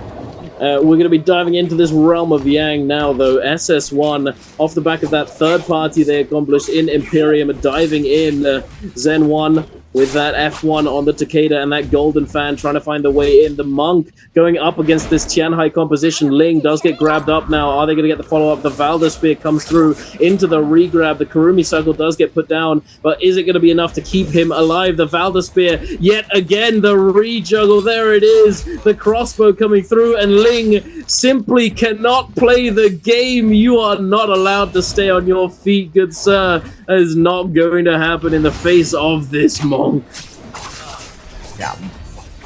SS1 Takeda's Zen has his work cut out for him. He needs to find some frag right here. He needs to see he needs to find a return answer, and a good grab going to be coming out. But the Zai ult's going to come out. It's looking cooked from my friend. The oppression from you is just too much. Demi ult's not going to create enough value in this situation. That's what I'm saying. Like, I feel like the Monk variations are the answer to all of this jank that exists right now. The Zais just cannot do anything versus the pressure of the Monk and another very, very strong ultimate. As I'm saying that, V1's going to be invested. Nice little swerve from Tut there, sliding and vibing, getting away.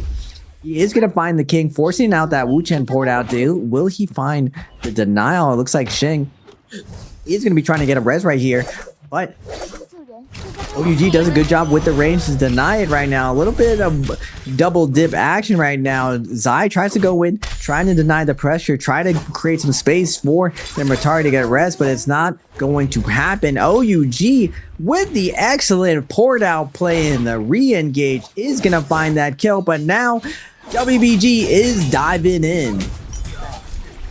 And they're somehow already a man down. I'm not sure what happened for this to be the case, but they've lost a man going into this fight, just instantaneously getting taken down perhaps. But now OUG also on the back foot, forced to slow down and go for this resurrection onto the king. They did get assassinated, and yet again JDG finding this kill onto the king. It's just going back and forth between all of these teams, left and right, just in and out, resetting, coming back in and looking for these kills. But it looks as though we've got another party crasher. Wolves coming in with that Draco Storm. They are definitely not going to be leaving any survivors here. Tutik does get caught. The parry comes through and gets taken down. Wolves, I don't think Tutik's going to be recovering from this one. Unfortunately, JDG may be cooked here. Only one member left alive. A lonely Zipping, who I imagine is currently trying to run away from another team, or in fact has found a spot to hide away. SS1 very close by, might find him, might spot him out on his way back into the zone, but we'll have to see. Instead, we're going to be taking a look at Alliance and EWG instead. Neither of these teams with Yang Depletion, both of them just very willing to scrap it out here in this isolated 3v3. EWG, Zai, let him have the Zai jump onto him as well. He is going to pop the V1. Wu Chen Port is going to come out. He is going to cancel it. Now they are going to try to skedaddle, trying to create some space. Their Tessa down to 1 HP. He still has one more clip left in the tank. Can pop that Tessa. He's going to run in and buy another purple armor. Quick heads up play coming out from him. Alliance, he got the pressure. A bunch of blueberries actually. Still keeping up the aggression though. They want those kills. They're up to 0 kills right now. It doesn't even look like they have Yang Depletion or anything. They're just straight oogaing this. EWG, big 3-piece meteor coming out from NY7. What is happening right now? They're playing like they have a bunch of gold armors. They got blue armors. We're keeping up the aggression. EWG's like, wait a second, what are you doing? Get out of here. NY7 is going to get put against the wall and diced up, sliced up by the Hong Sword of EWG. They're just like, wait a second. What you guys doing? Yeah, are you crazy? Blue armor coming into us. EWG just pauses, waits a second, turns the pressure, and eliminates Alliance. That's some pretty suboptimal oogliness if I've ever seen it. What on earth? It's JL, Alliance, and X1. All three of these teams eliminated with 0 kills. It's like it's almost as if they're just like, hey, you know, this is game 6. Just get me out. Go next. Let's just go Sunday. I'm just done at this point. Like, what's going on? I don't understand. This is not the fight to go for. They don't have buff. They don't have yang depletion. They're just going in and getting aggressive. I mean, I can respect it. You know, you just chat energy and maybe just throw them off with that. But I don't know. This kind of environment is not usually the play to go for. But we're heading on over to SS1 and OUG fighting it out. SS on the retreat along with the rest of his team. SS1 trying to chase them down. Zen1 with this grapple distance trying to catch up. He's definitely being made to work for it. SS, they've made it to this sort of small area. These buildings. They might be able to break line of sight and disengage, but they're gonna be collapsed on very, very soon. And OUG, they're missing a player. I don't know where that other player is, but is not with them just yet, I don't think. SS1 been cut off by the likes of EWG and being forced to stop chasing down OUG instead, but this might bite them in the behind here as OUG might look to regress off of this. EWG not slowing down, though. They take down Tutu even through the Kurumi circle. No care in the world, does not matter. You are going down, good sir. Now Ling is next on the menu, forced to use that Tumulk F early, not able to armor through or iframe that Tessa ultimate, and also does get taken down, and now SS1 are fully eliminated as well. Now, Wolves are going to be claiming the Spirit Well, and well, how many kills are we up to? Up to 5 kills. There are only 15 people left alive, 12 actual bodies, but they are double gold armor, Hadi and Monk. Now they are going to get active with that blue buff. They are going to have like ESB be able to pick and cherry pick their kills right now. Unfortunately, we're going to get to some monk on monk violence right now. Uran just putting Sem in the fist blender, letting him know he does have Dreadful Whale, going to move his way out of there. Out of there. Wolves is going to find a kill onto Baldas U right now, though. On the backside, you will fall to the focus fire, but now XCM wants a rematch versus these Fist Blades, looking for the Dreadful Will. You're going to have to pop his combo break match with a ton of pressure. The kicks coming out, nowhere left to go. The stagger's going to come out. The follow-up from NHQ. Quick dicing of Euron. You see the light attack coming in with the focus attack. And the jump LMBs. Tried and true. Cover for your teammates parrying. Find the kills. Yeah, absolutely. And with Fist Blades as well, the jump LMB being, I think it's almost safe to say that the Fist Blade jump LMB is probably the best jump LMB on any weapon in the game at the moment. It's just so impossible to actually break away from. The tracking on it and the multi-hit making it so difficult to actually space away from. And there you have it, the light attack. One of you light attack, one of you focus attack, and there it is. Taking down Year-Run, unable to do anything in the face of Wolves. The Wolfpack coming in with the ferocity, with the Mystic Might buff, and now probably going to look to set up for the next upcoming Spirit Well that will be getting placed down relatively soon. EWG looking pretty strong as well. Golden Hangsword on X-Zai. EWG definitely pretty scaled up at this point. Having that Vulpine Essence in the back pocket for the Viper as well, it's going to allow him to take a more aggressive approach in that position 1, allowing him to get a little bit extra oogly. But we shall see how this plays out. Spirit Well now has been where it's going to spawn has been telegraphed now, and it is going to be Draco Storm Raven. This is going to get spicy. 12 players alive in total. I'm not sure if that's just 4 teams, but it could be a couple stragglers, but there's definitely 3 teams alive, for sure. Whoever picks up this Draco Storm most likely will win this lobby. I'm wondering if we're going to see a pure contention contest for it, because just you can't give up this Draco Storm and expect to win this situation. We got multiple Monk teams and 2 Viper teams. 2 Monk teams, 2 Viper teams going to be going at it for this last little bit. We got XCM with the Dreadful Whale establishing positioning for the center right now. Flamethrower is going to be coming out on the top rows, but XCM, he's holding the center right now. Dreadful Whale going to be coming out. EWG posturing, looking for an opening right now. They're going to get forced away. Doesn't look like they want to be first one to invest here. Wolves ZK on the top ground with the flamethrower, letting everyone know if you get in there and you get Dreadful Whale, you are for sure cooked, deep fried, and barbecued. And it looks like Wolves is going to claim this again. Valda ult's going to be invested already. Just a last little bit of tick left. All the other teams are skedaddling, trying to move to the edge. Hopefully Wolves doesn't choose them. It looks like OUG is going to claim the center of the building. Who is Wolves going to choose for this end game? Now, they are up to 7 kills. They are leading the pack, overtaking the likes of JL. The top 3 looking very different. We got OUG, Bauda, and now Wolves looking to secure it. Who is going to be ranked 1 by the end of day 1? Is it OUG or will it be Wolves, Duncan?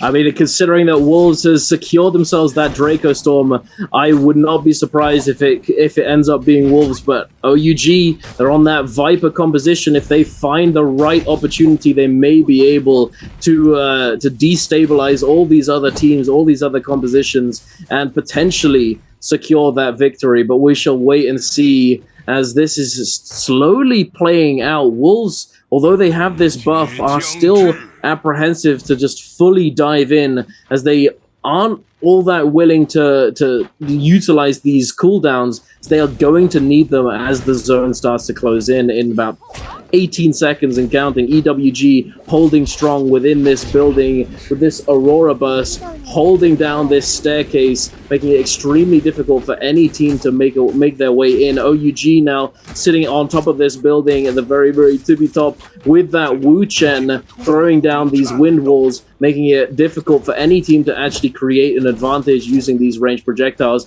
And it looks as though Wolves and this team right next to them have sort of gone for a bit of a handshake. TE and Wolves not really willing to focus each other, and EWG and OUG have essentially done the same thing, sitting around the same spot. It's reminiscent of the family meta in solos at this point, not gonna lie. The 2 Viper teams and then the 2 Monk teams just grouping up, or essentially not going for each other deliberately to give themselves the biggest advantage that they can going into these final moments of the game.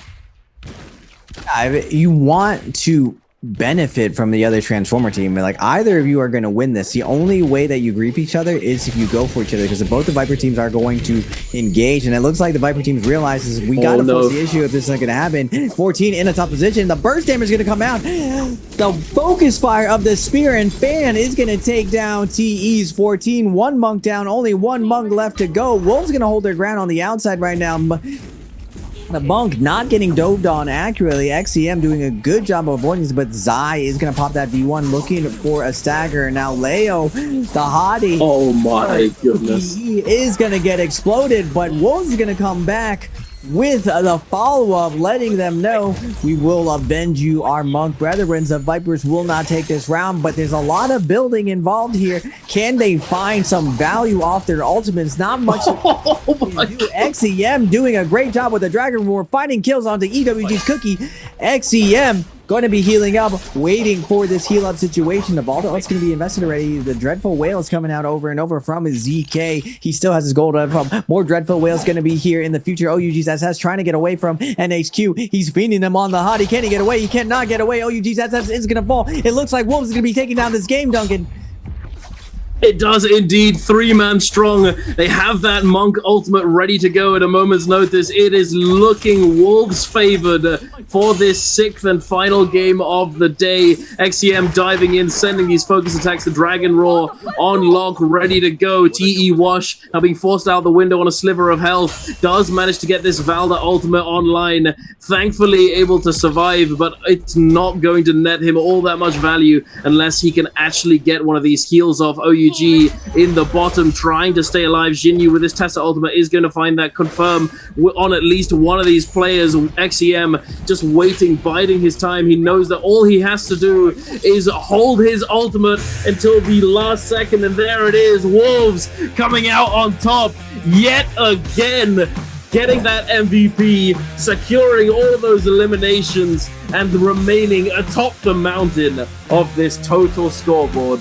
Good lord, what a game from them. Wow.